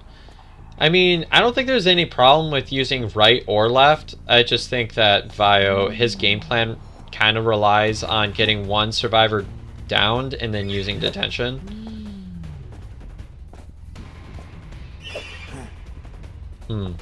So I can already tell just by the way the character angle was looking. You tap the you held out, you put the note over here, and then you tap for the second one. I like holding on the second note just so that, first of all, you get like a little bit more of an indicator. There'll be like a shallow line here that shows where it is, and when that survivor goes through it, you'll be able to get that. But also, it allows you to be a little bit more accurate. Like when the survivor goes through the pallet, that's ideally when you want to do it because they have less opportunities to dodge. You also want to place the note right next to you so it comes out as quickly as possible. Honestly, kind of surprised that didn't hit, but this is where you want to get one hit because this is the game plan with insolence. If you get one hit, then you get that presence one and you're able to make them so slow, and a lot of survivors don't know how to deal with it. Also, Vio has an abysmally small hit. Okay, so there are hunters. If you want to play spammy like this, you have to play another. You play Bonbon or play Sculptor, or if you're gonna just spam out your ability. This Vio is a 100% patience hunter. You have to be very meticulous about when you're going to place the notes. But when you place the first note, there's no reason why you have to commit to the second note. Sometimes having this note here is enough to be a threat where like this survivor's not going to want to go through this pallet right away. And if they do, then you just kind of punish it. But if you place that note and you miss, you've sold all your cards. And this is coming from someone that's played Vio a very long time. He was, I think, the third character I picked up. First was Bloody Queen, second was Feaster. I think that Toy Merchant accidentally placed that in the wrong direction. Usually you want to get stuff that gets survivors closer to factory. Also, I would have recommended that you get rid of that. Don't go for these blind notes, dude. Okay, and this is where holding it out, it would like limit you from doing stuff like that. And then you might have actually had a chance of at least hitting the Hail Mary, but again, with Vio, you shouldn't be throwing a whole lot of Hail Mary notes unless you're otherwise not going to get like any of that. When did the wand get picked up? What? Oh wait, Toy Merchant. That's probably what it was. Oh, looks like you're going pallet breaking here too. I don't mind a bit of pallet breaking because Vio's pallet breaking is honestly kind of slow. Okay, with that note, you would have wanted to wait until at least the bubble was done, so you would have had a chance of at least dealing damage.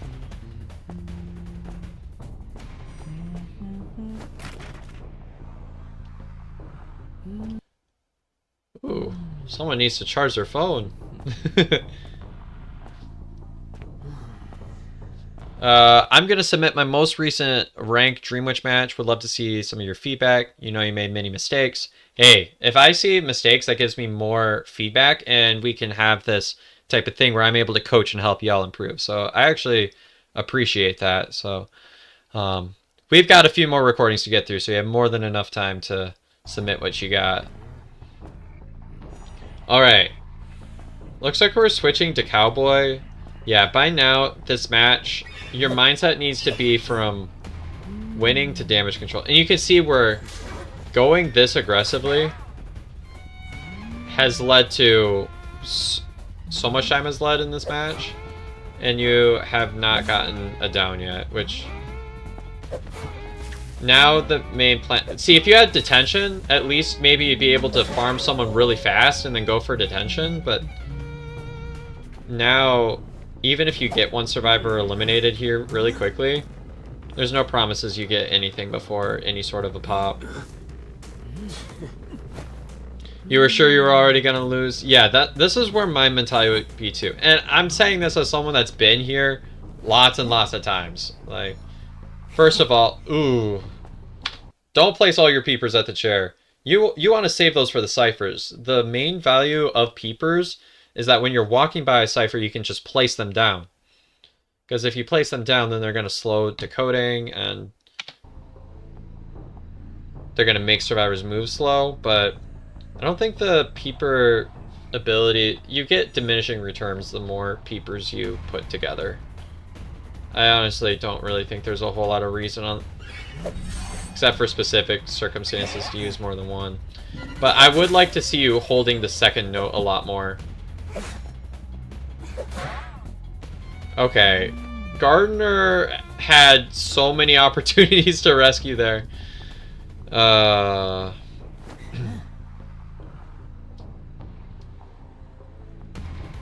does have decent camping, though. I will say. Again, holding that second note helps you with accuracy. What is this? Why? Why? There's no reason for any of this. People need to learn how to rescue against Vio. Like, good night. Especially Gardner. There's no reason why a Gardner should be getting stuffed. Okay, now you're completely winning because survivors don't know how to rescue.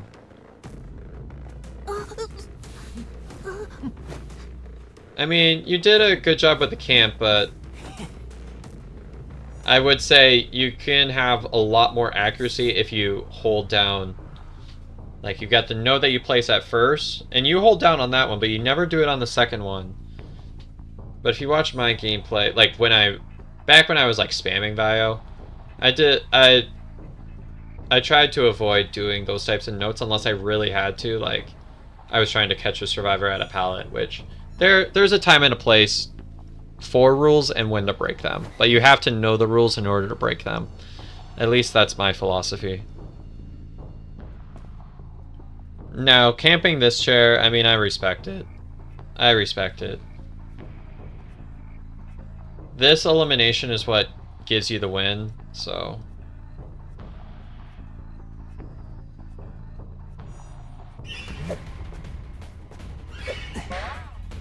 That hit? That hit? Oh, wait. I forgot that the max presence makes it so that the original line also re-triggers, right? Yeah. I'm pretty sure that's what happened there. I forgot about that for a second. But Antonio did get a buff a little while ago that did that. Cool.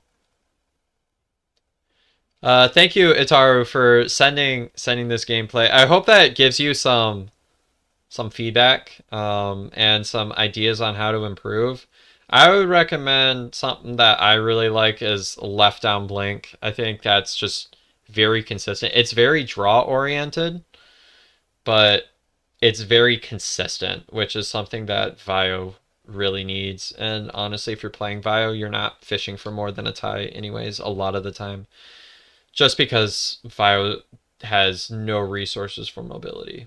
But you rely a lot on the camp, so do that, take some campy type persona, and I think you'll be in some good shape. Also, going down right is also perfectly reasonable, as long as you take blink. Peeper, I would say I would wait until I have a lot.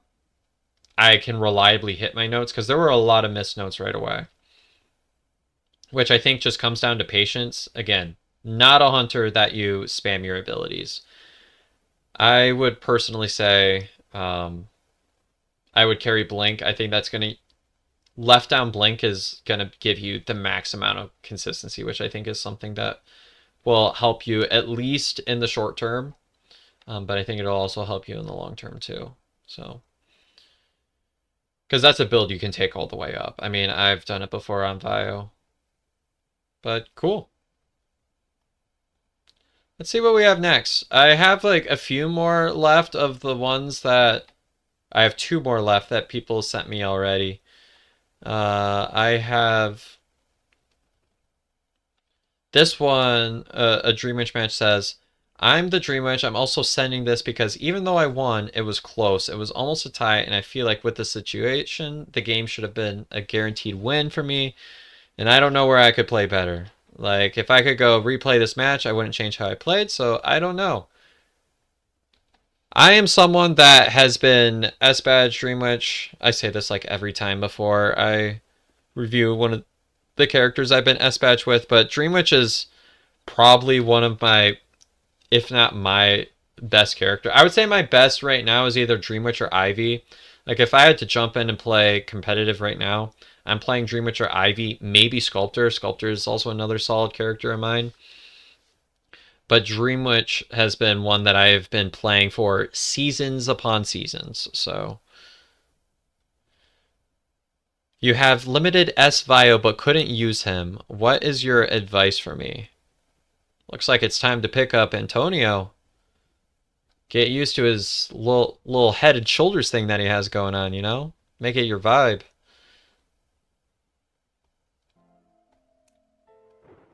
Let's take a look. Okay, so already we have... I love it when people send gameplay with the spawn selects. We've got right down patroller. This is not the build I use. I use left down blink. I'm a big fan of it. Even though this is objectively better, I just like the way left down blink surprises survivors and allows me to have a pretty quick early game. But right down patroller allows you to spam your abilities. Obviously no issues with that. Mercenary is at bridge. Mind's Eye, Magician, and Arrow. Now a good Dream Witch is not going to lose to this comp. If anything, this is pretty much a sure win for like an S-Badge Dream Witch just for like the comp. I mean, there's a case to say that Moonlit isn't the greatest, but I actually find that it's really good for Dream Witch because on this side of bridge, there are so many ways that survivors can caught with 3 survivors in a box that the chances of Cypher Lock kind of negate any sort of troubles that Dream Witch has just with the size of the map. But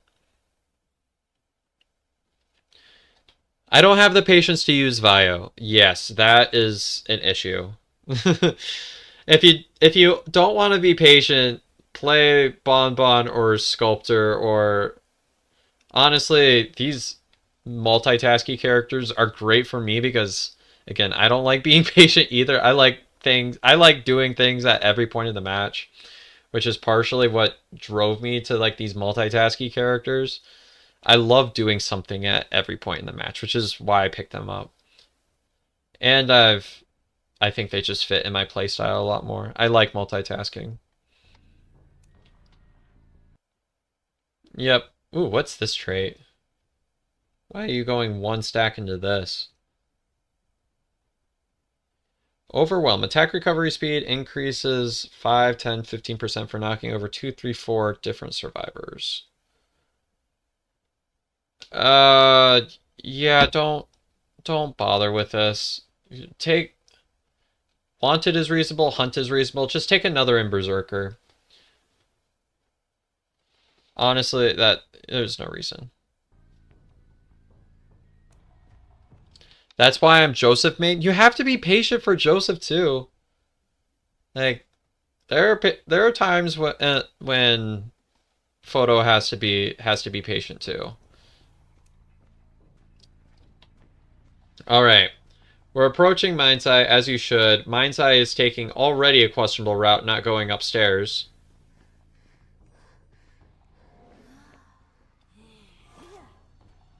Let's take a look at what we got here. So already, I like having my spawn follower auto-marching as much as I can. If you really want the leech to follow the survivor, you should place them far, far away. Also, prioritize. You could have had a free hit with spawn follower there. Good job getting the hit with the spawn and not the leech there, though. Because if they get hit with the spawn, it'll go away. You could have gotten that just like a few seconds sooner. Yeah, I was just about to say now is a good time to throw down one of your traits. Maybe even could have done it a couple seconds ago, but... Again, having spawn at least in the radius would have been ideal, because then you could have had your cooldown up, because hitting presence 1 resets the cooldown, and then you would have been able to get a leech with main body on Aeroplanist, which would have been that much more map pressure.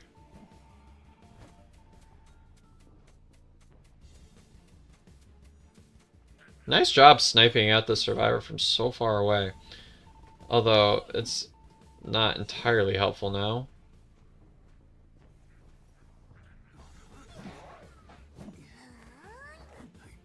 At least you force them to use an elbow pad. Again, gotta try to go for spawn whenever possible.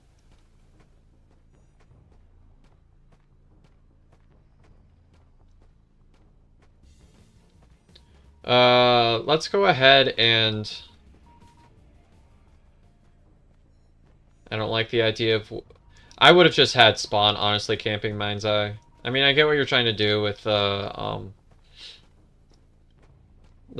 cipher pressure, but you're not going to get that hit unless you decide to do a blink switch, which I don't... I think now is a little bit too early for.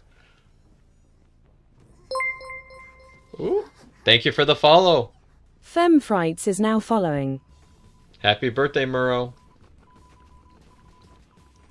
I do like saving the trait swap a little bit because of the idea that if I'm here at 4 ciphers remaining, I don't know if I'm gonna want abnormal, and I know I like to make the switch a lot later than what a lot of other Dream Witch mains do, but I think having that trump card gives you a little bit of added flexibility. I also think it's smart just to wait for Tide to run out before using this blank.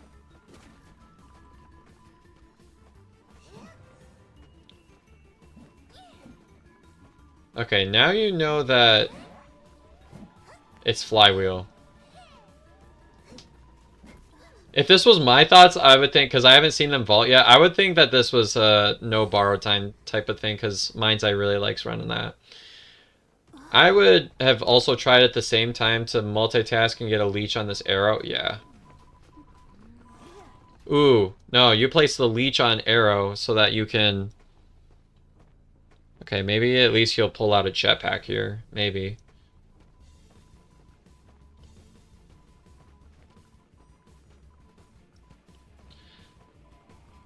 What was... Arrow! What in the... Whoa! Look at this jetpack. This jetpack's nuts. Also, Frights, I see you in Twitch chat. I don't think I can say that for stream though, but that comment's really funny. Okay, he uses the hover jetpack. Look how clean that is. What is that? Right to the coaster. He's like... I have to watch that one more time. That's so good. What is that? Holy, I've never seen a jetpack that clean before. What? That is nasty. I mean, it's too late for it to really matter too much.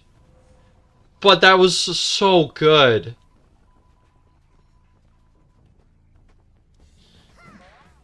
I also like that you're prioritizing map pressure here. Honestly, there's a justification to slugging here, but... Okay, now that you have the leech, obviously you chair him. Oh, you want... you would definitely want spawn to be on a cipher. One of those ciphers that's almost done. Now you have to put everything into guarding that one that's at first stop, because you know they're going to gun it for that one. If you can see arrow, this is a crazy blink. How did... Oh wait, it was their leech. Okay. I can't see on the recording who gets what... Who gets whose leech. Because I was like, if you get this predict, that's nuts. But... I guess not, because it was their leech. Oh, there's no self-heal. Which means this should be pretty simple as long as you get one of these hits. You can also chair arrow and it works just as fine.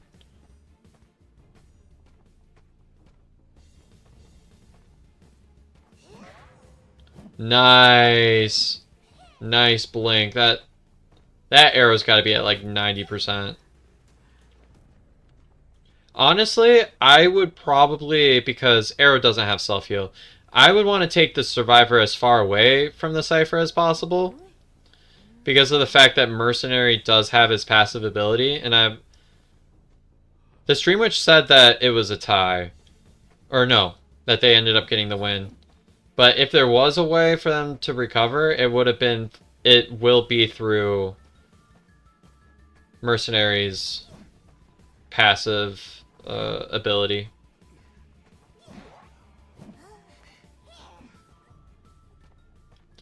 Oh, watch that final cipher. Watch that final cipher.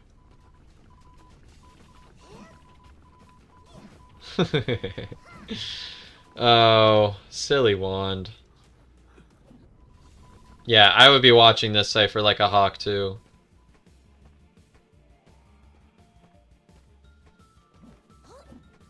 Nice wand. Okay, this magician actually has some nasty wands up his sleeve. I don't know how that blink didn't hit. That was actually a pretty nice blink. So honestly, this is how a lot of Dream Witch matches go. You have kind of like a early to like mid game, and then Chester_Yoshida is now following. My crazier magician decode every cipher. That's what it looks like. That's what it looks like.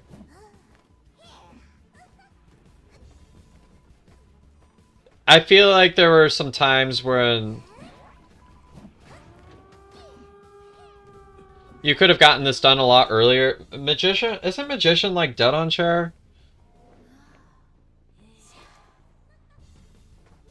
I mean, it's still like a guaranteed win, but okay. Now you have Mercenary's Leech. No, you're gonna get the warning! Oh.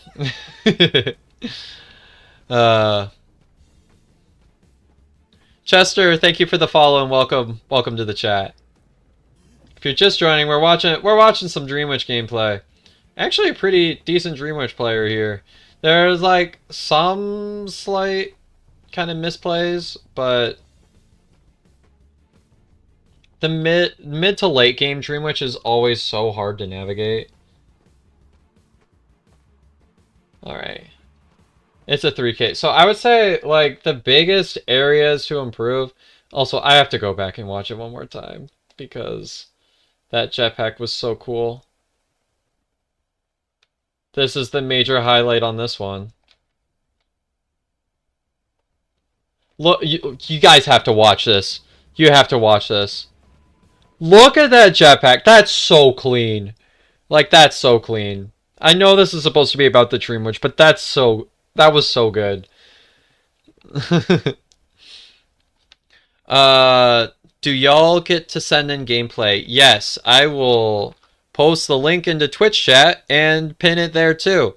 So if you have any gameplay that you want to send, go ahead and send a YouTube or Google Drive link to this Google form.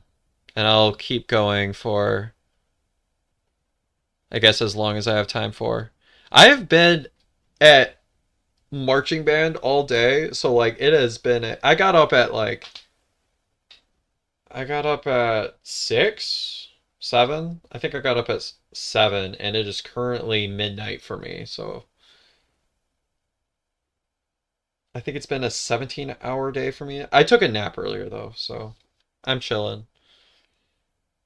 Peak tier gameplay, honestly, that was like really good. Like the Mind's Eye took some questionable routes, which allowed Dream Witch to capitalize, but I thank you for sending this match. This was a cool match. What a cool match. Let's go ahead and see what the final one is that I... Oh wait, never mind. I think that was the last one that I had from before. Let's go ahead and take a look.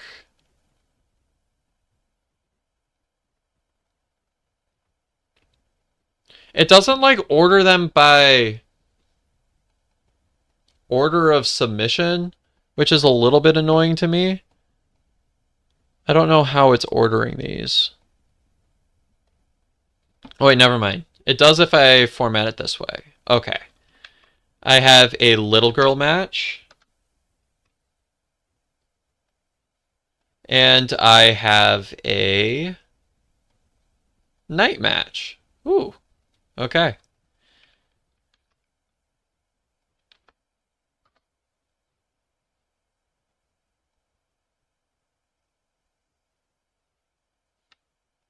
Sweet. And if it's not working for you to upload a YouTube video, try uploading to Google Drive and submitting that.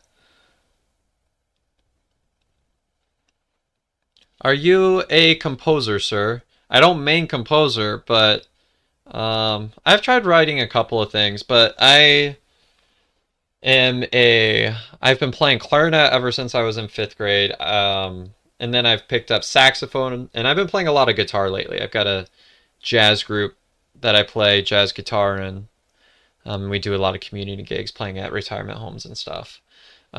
So I'm also a licensed music teacher, and I will be starting my first music teaching job in the public schools this fall. So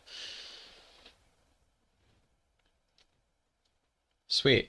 Let's go ahead and take a look at. You're going to send former, as in last week, S badge hullabaloo rank. All right, we're going to go straight into the big guns then. All right, let's take a look at the little girl gameplay that was sent in. Former S badge little girl forgets S bonbon got buffed and fumbles her rescue. What a relatable title. What a unlisted? You should post this one public. Oh man. You're a percussionist and traditional singer. Cool. Guitar is so cool. I need to pick mine up again. I actually have my guitar right behind me. I don't have an amp down here though, so and also my family's sleeping, but I will at least show you my guitar. I got this guitar for 250 bucks off Facebook Marketplace, which I think it was greatly underpriced for how cool this thing is. This is an Ibanez Artcore. I use this for jazz guitar, so you can kind of see it right there. Hold on, I'm gonna pull up my OBS just so that y'all can see. But this is my guitar. Isn't this thing cool? Look how cool this looks. I love my guitar. But I am a jazz guitar player.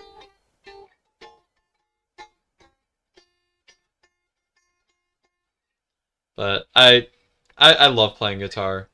Um, I feel like just holding it because I feel cooler when I'm holding a guitar.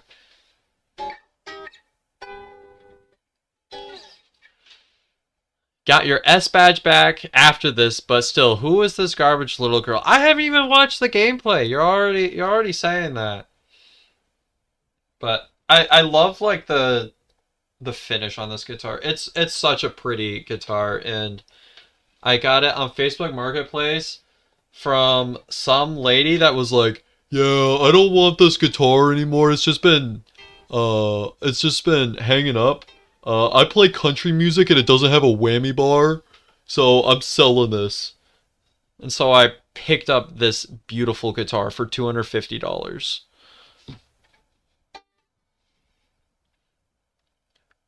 Anyways, let's check out former S badge little girl forgets S bonbon got buffed and fumbles her rescue.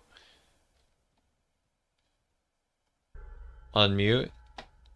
Alright, what? Oh wait, never mind. I don't know why I was hallucinating that this was a weird spawn. I also have an acoustic hanging up over there. I don't feel like moving my camera setup, but I have an acoustic. I also have a bass guitar and a drum set and a keyboard right behind me right here. So I've got all kinds of music stuff behind me. I actually, at my university, played a little bit of jazz keyboard, so... Okay. This username's such a vibe. Not my problem. We got a patient little girl who's named Ithaqua, which doesn't make any sense to me. Why are you not playing the windy boy? We got fire investigator here, and we have toy merchant here. So already comp with no rescuers already kind of questionable, but I mean on Lakeside you can still tie this pretty easily just by selling. But we already know by the title that doesn't happen. There's no stunners. Why are you carrying this, sir? I get Cipher Lock, but why this? Also, Bonbon always goes max sadist. Why are you... I know I'm not supposed to be critiquing the Bonbon, but this is the one that speeds up the rocket cooldown, and that's like half of the reason to have a Persona web with Bonbon is so you can have this. Like, this gives you so much camping value. This you can also invest in Wanted. Berserker you don't really get too much value out of, even though it is a campy trait. But you gotta put 3 into this. You just have to. Anyways, let's get into the gameplay. I've been talking long enough.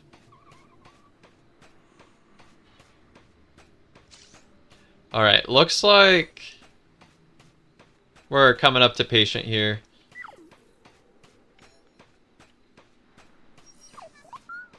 Does this chatter play with no chase music?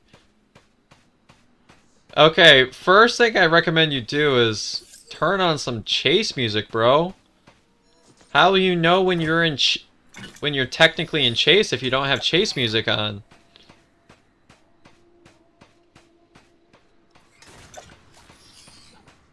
Okay, this spawn is actually pretty good. I'm not even gonna lie. I approve of this spawn gameplay. What a nasty Bond, holy. This is a tie build for sure. Left down. Was the warp necessary? I don't know.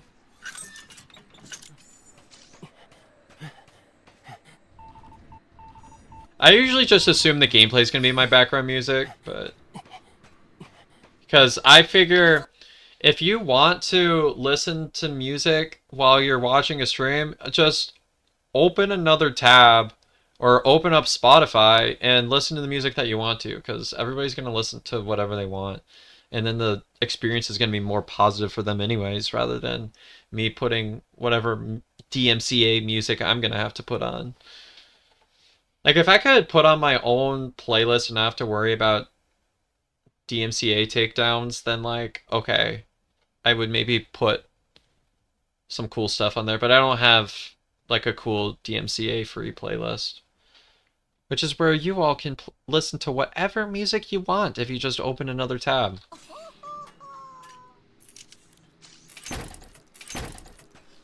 Yeah. Oh, voice crack. Woo. I was gonna say, yeah. Here's where the buff comes in. It's gonna speed up so fast.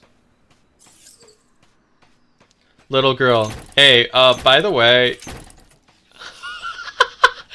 That's so fast! What?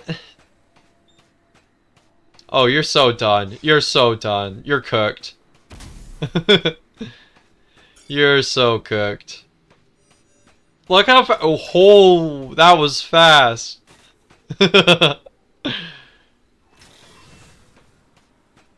Okay, this gameplay has been going so much faster than... Okay, that buff is actually nuts. Because if they're gonna sell, let's, like, your bombs recharge fast enough where you get so much value out of that. These bombs are so good. Who is this Bond? This Bond is really quite good. Like, honestly, this Bond has been nuts.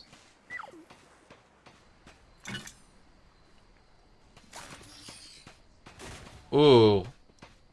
Ooh, reporter from hacking. He's walking through walls. He's walking through walls.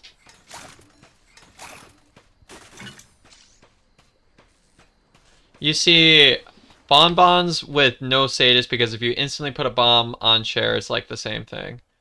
I mean, getting rid of Rocket Chair is gonna be like faster, is like more useful than anti-stun in this comp. Because that's what this Bond was choosing to take instead, was like,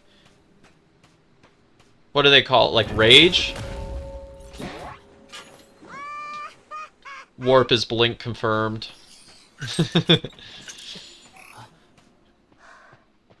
Because, I mean, in what world do you need anti-stun against this comp? You can at least put 1 point into it. Alright, let's stack up them bombs, sir.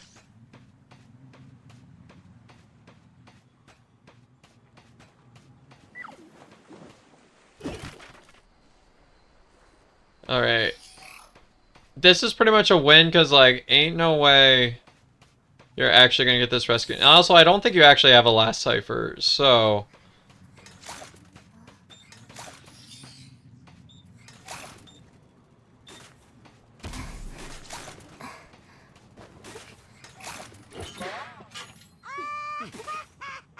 Wow, that barely... I'm surprised that didn't stuff. Ain't no way that didn't stuff. Okay. I don't think they're gonna get the pop in time. I also don't even think it really even matters if they do, because I think Toy Merchant still goes down anyways, with all them bombs.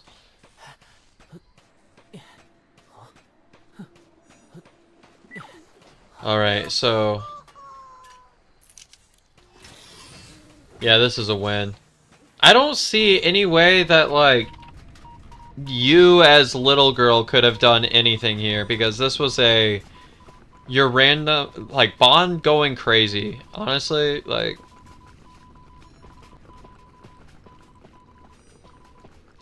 oh, wait. Never mind. There was, like, the whole rescue thing. But, like...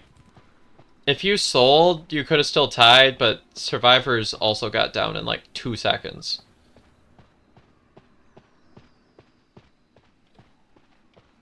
This was the first ranked session you played immediately after the adjustments and didn't even know you could do that. That's pretty relatable there. I'm still, like, getting used to the adjustments.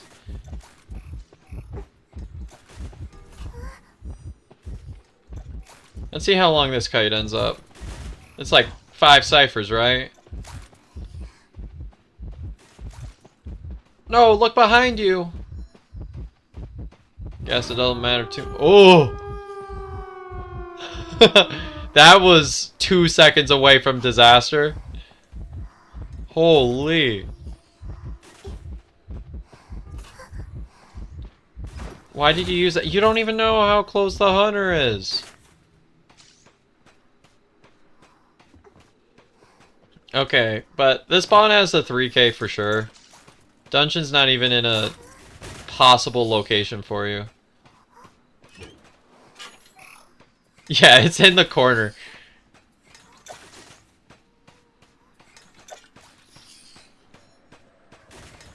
I do like this starting kite that you've been doing, though. Like, if you had been the first chase, like, actually, could have been quite interesting. Because you're dodging a lot of the bombs this guy's setting up for you. I'm also a little bit surprised some of these are missing, but... ain't no way you make the dungeon from here. Bond, you gotta get careful here.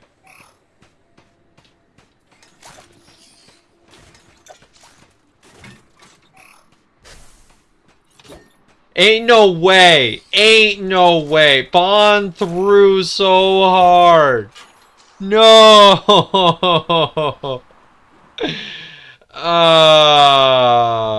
That... Bond, you can't do that. You can't do that.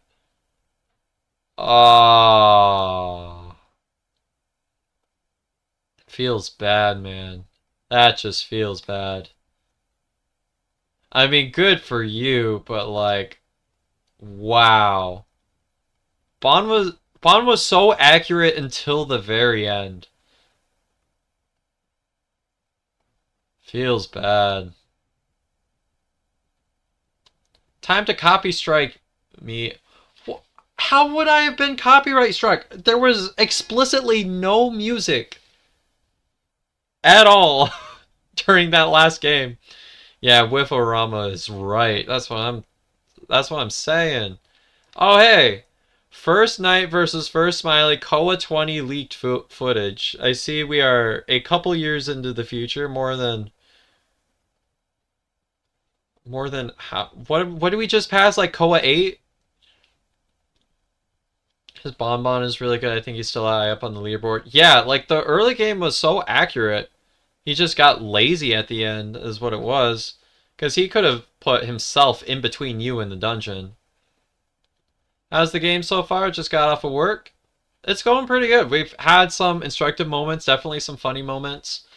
If you would like to send any gameplay, I have pinned the Google form in both chats, and right now we're just going for ones that people have submitted during this stream. So we have the first night. I'm going to refresh my Google form and after this match and see if we have any more to keep the instructive content flowing. All right.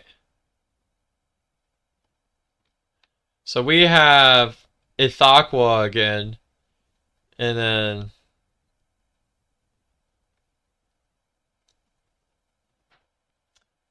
if my Spanish is correct, that translates to your father's little eggs.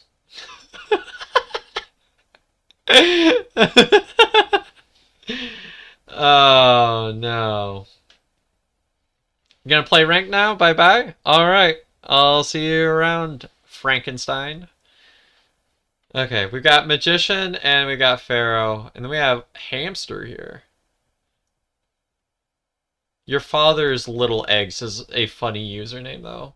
Because I think that's how it directly translates from Spanish. Because huesos is eggs.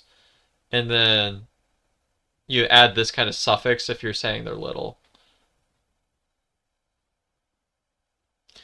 All right, let's see what we got. Oh, I gotta unmute it.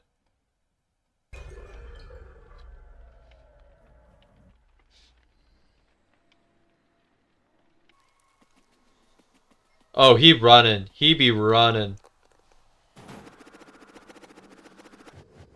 Okay, thank you for slowing it back down for me. Huevos. Oh, never mind. Replay glitches here. What am I watching? This feels like watching IDV brain rot. It's going so fast. This is like, Smiley is really hard to play on Church. Because you have those windows there that you actually have zero counterplay on. Cowboy could have made it back to window.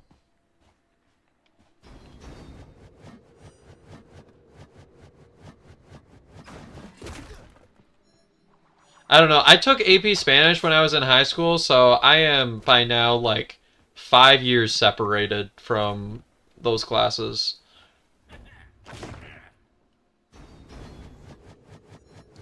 Alright, let's see if Cowboy's gonna get another wicked lasso here. Nice.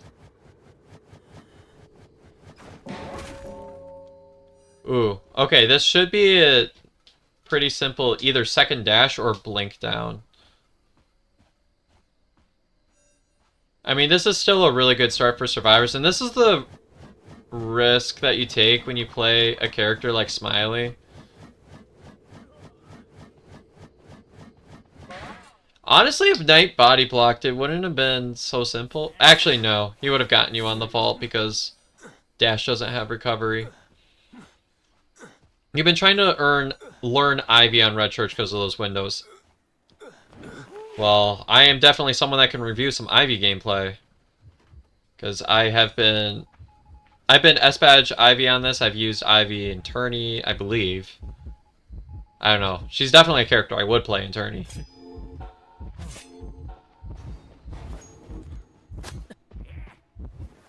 Nice. Okay. That was pretty good on the rescue. Oh, if you got that body block, that would have been pretty epic.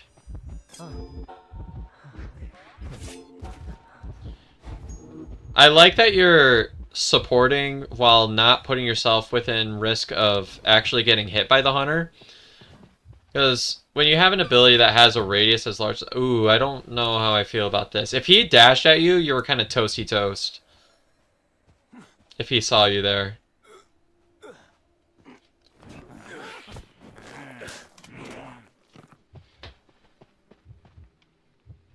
For some reason, my small brain just can't play Ivy. Yeah, I would not recommend picking up a character like Ivy unless you've been playing the game for a decent amount of time. That was a good back. That was a pretty good rescue there. This survivor is gonna get eliminated though, so the clown at least has a tie. I feel like if you body block, there was more to be offered. That could have been a good time to try to body block and give Cowboy more time. Whee! We be going fast. Magician is so hard on Smiley. It's so hard to play Smiley against Magician because his wand's body block. Honestly, not even the easiest thing to do against... What am I watching?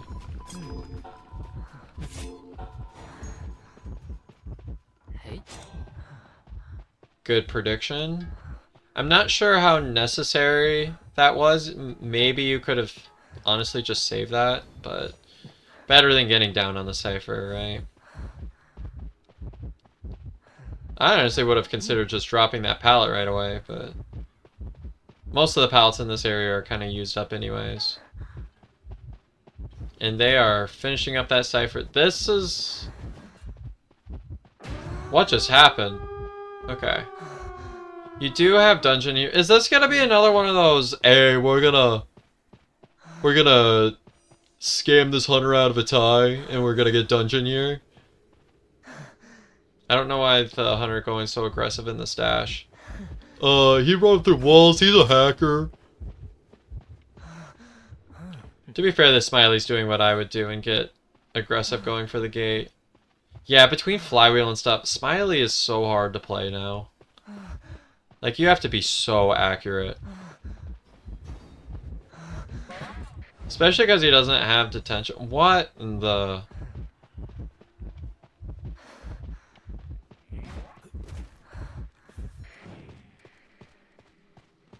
Oh, you're gonna get that to go for the gate. Yeah, have bot... What? It's like, if you had a second, you could have put bot and gate. Honestly, you might have even had an opportunity to hide in a locker when he was about to dash, because he has to stop his dash before doing that, yeah? No detention is bold. Honestly, not uncommon for Smiley, because detention doesn't activate anyways.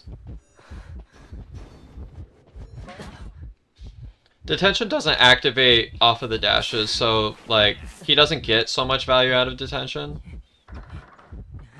But that was a good tie. That was definitely a recovery from the Smiley, because it was... If you had body blocked the Cowboy way back, I think you might have been able to fight for more.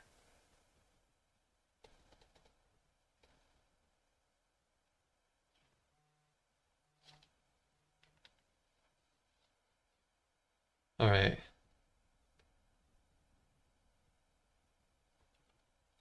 Let's go ahead and... Is your epic submission there? Let's see what you got.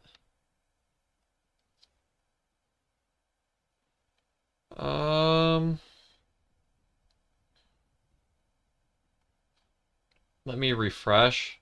It is getting really late, so I'm not gonna go forever on these.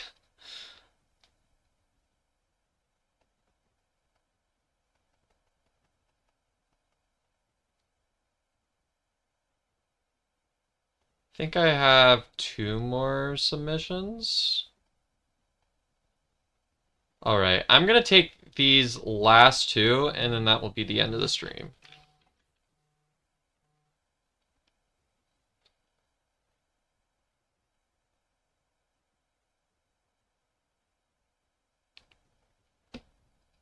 So I will do 2 more submissions. I'll be doing these again, so like don't worry if I haven't reviewed your gameplay or if you're in the process of that. If you're interested in submitting more gameplay to get reviewed on stream, make sure to like join my Discord where I'll be posting all those updates. Alright. I have these 2 more. Oh, don't want that playing yet. Let's go ahead and take a look at this. Yeah, I have a cat and I want to take care of my cat too, so these will be the last 2 of the stream. I have this one's Dream Witch rank match Croc 2. So let's see what we got here.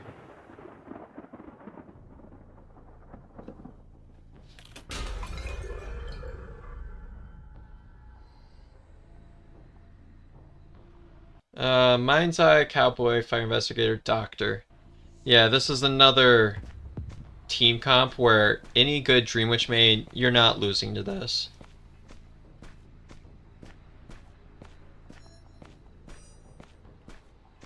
Yeah, you're gonna find the Mind's Eye here.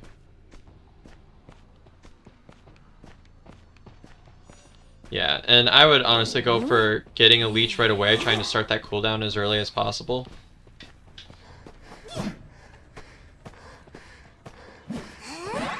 That is quite an early hit there. I would honestly... I would have gone for... Honestly, a spawn body patroller would have gone really crazy there. You could have had a very early down with spawn body patroller, but... I mean, honestly, this isn't awful. That was a late swing. Mind's Eye has an easy time timing out patrollers, though, usually.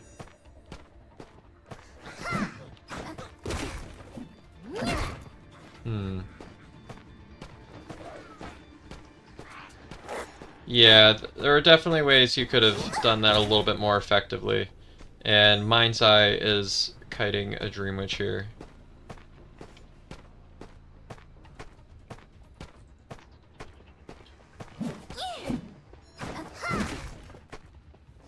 This is partially where like I like to carry Blink. It's pretty consistent. Although it can lead to a lot of ties. One thing I don't like here is that you're not using your... You're not going for any kind of sandwiches or anything, you're just kind of chasing with spawn body.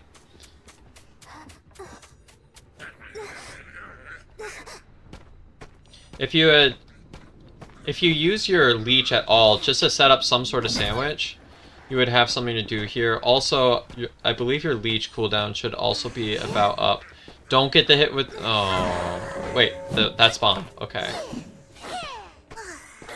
Getting hit with spawn is at least good, because now you can have the leech go and harass. Or you can have the spawn go and harass, and you can send the leech out to chair. Whatever you want to do. I would get rid of this pallet here. Yep.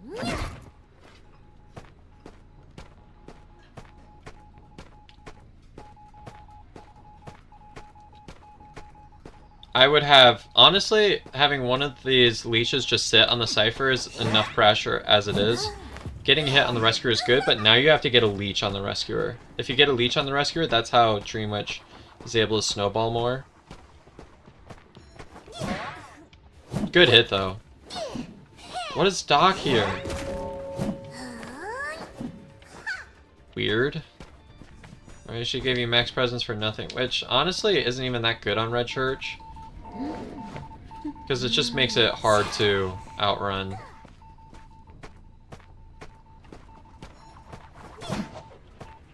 Okay, he's on cooldown for 10 seconds, and it doesn't matter because he's downed. now, that might have been a time to switch to blink there, honestly. If you blink that, Mind's Eye lost self-heal, you would be able to maybe get another hit on the Doctor. Honestly, downing Doc here isn't a bad idea either. Just because Doc is able to tank so many hits.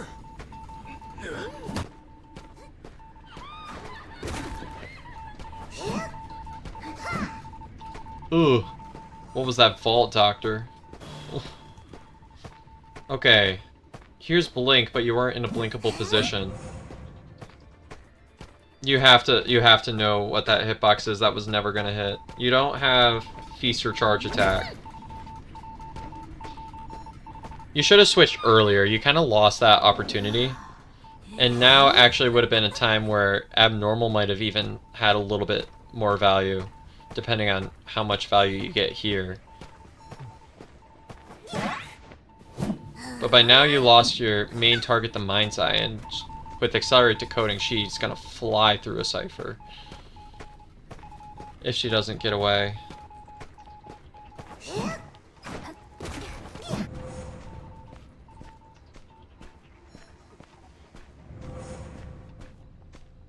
Okay, but you're getting the cooldown done.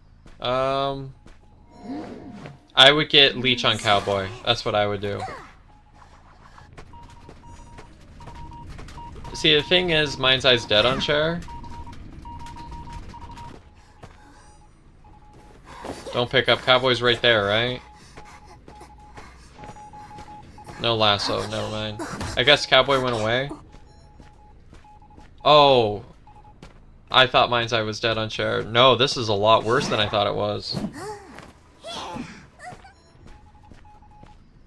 Oh wait, never mind. It's a lot better because they're throwing and not actually rescuing.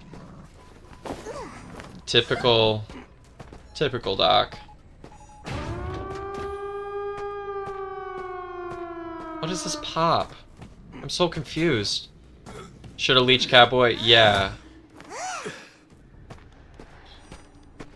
But also, what is Doc doing? I mean, this match was an easy win for survivors, but Doc kind of threw it all away for no reason?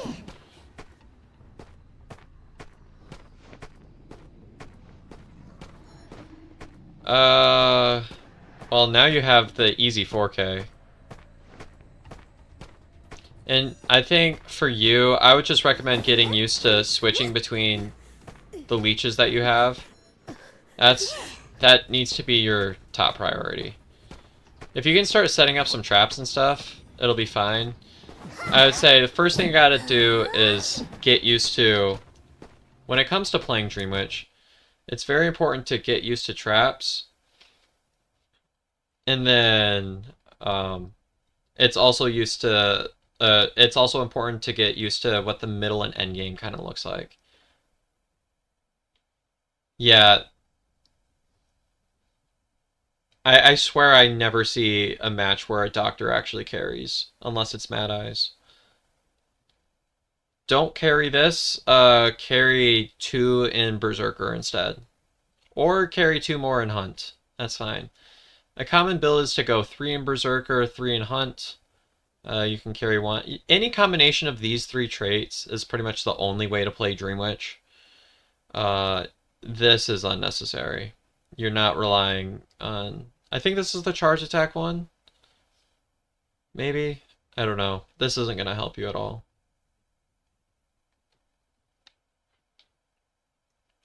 But, I mean, I plan on next week doing some ranked match gameplay, so if you check it out, check me out there. I'm sure I'm going to play Dream Witch at least 1 or 2 of those matches, and you can kind of see how I play her. Yeah, no problem. That's what I'm here for. Glad the feedback was helpful. Alright, this is going to be the last one of the stream.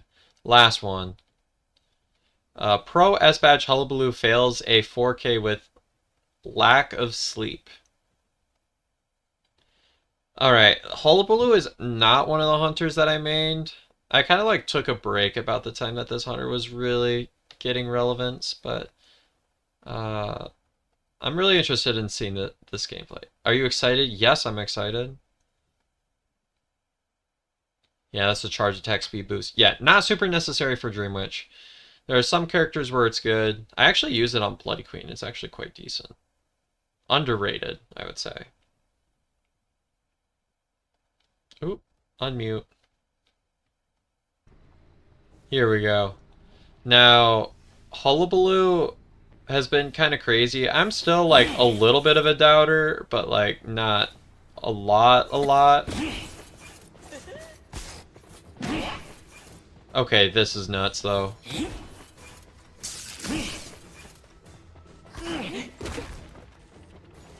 Okay, you kind of stood in that pallet there.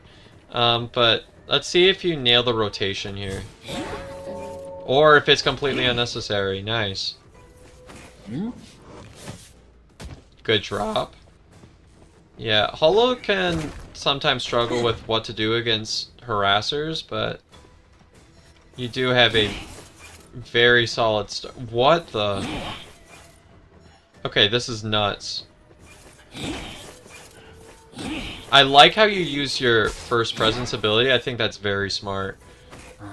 And you can get a lot of balls on, even with just one throw. So you just kind of get up like in their face and it just kind of works out. I like that.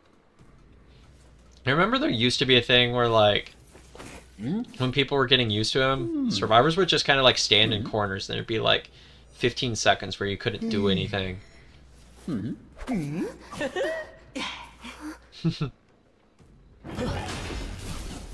Warp is actually interesting on Hollow.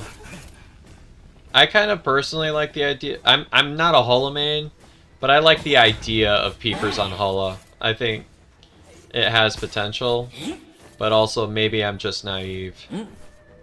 Good dash. Get back to the chair. I notice you don't use your turn very often. Ooh. Forward has a little... Actually, that was a little bit more than a little baby stun. Oh, you can see Journalist was prepping for that. But... Good dash, too. Getting the maximum distance out of it.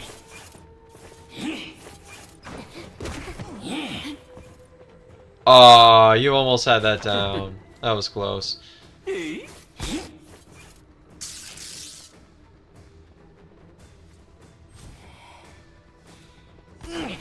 Ooh.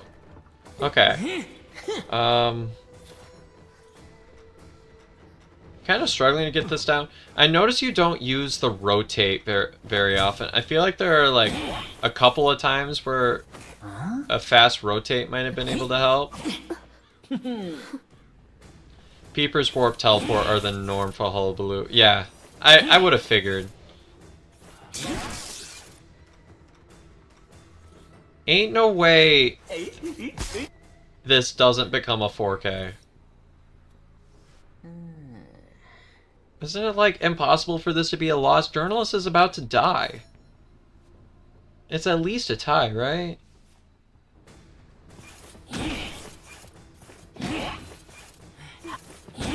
Never mind, I forget because... Maybe you could have held for a Terror Shock? Oh, there's the rotate.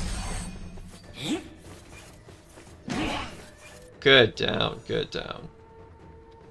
Okay, well now Journalist is eliminated. How does this get thrown?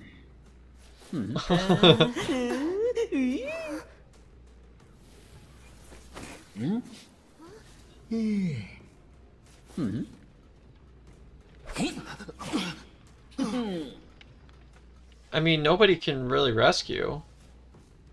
Now, after watching this match, I'm a believer. Hulla is crazy. Please nerf. Devs, get on it. Good placement. It's pretty nasty. Oh, fantastic. Beautiful rotation.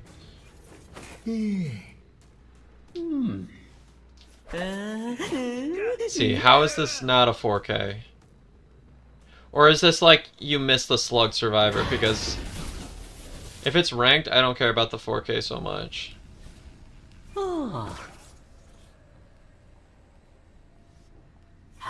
This Hulla is pretty crazy though.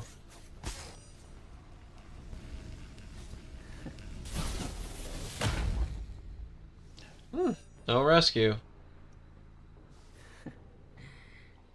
Yeah, there's no saving this. Okay, they get dungeon. That's where fails out of 4K came in.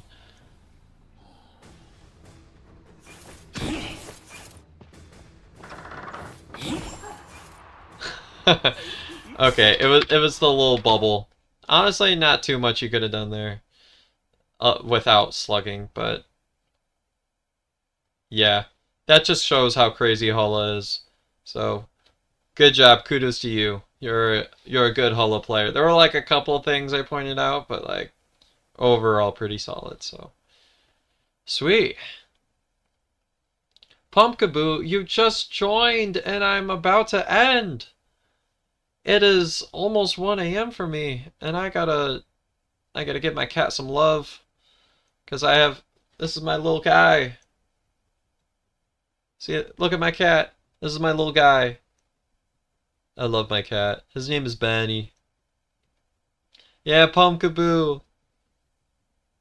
Alright, I am going to head to bed now, but if you're interested in this gameplay, please consider liking, subscribing, so you get notified when I go live.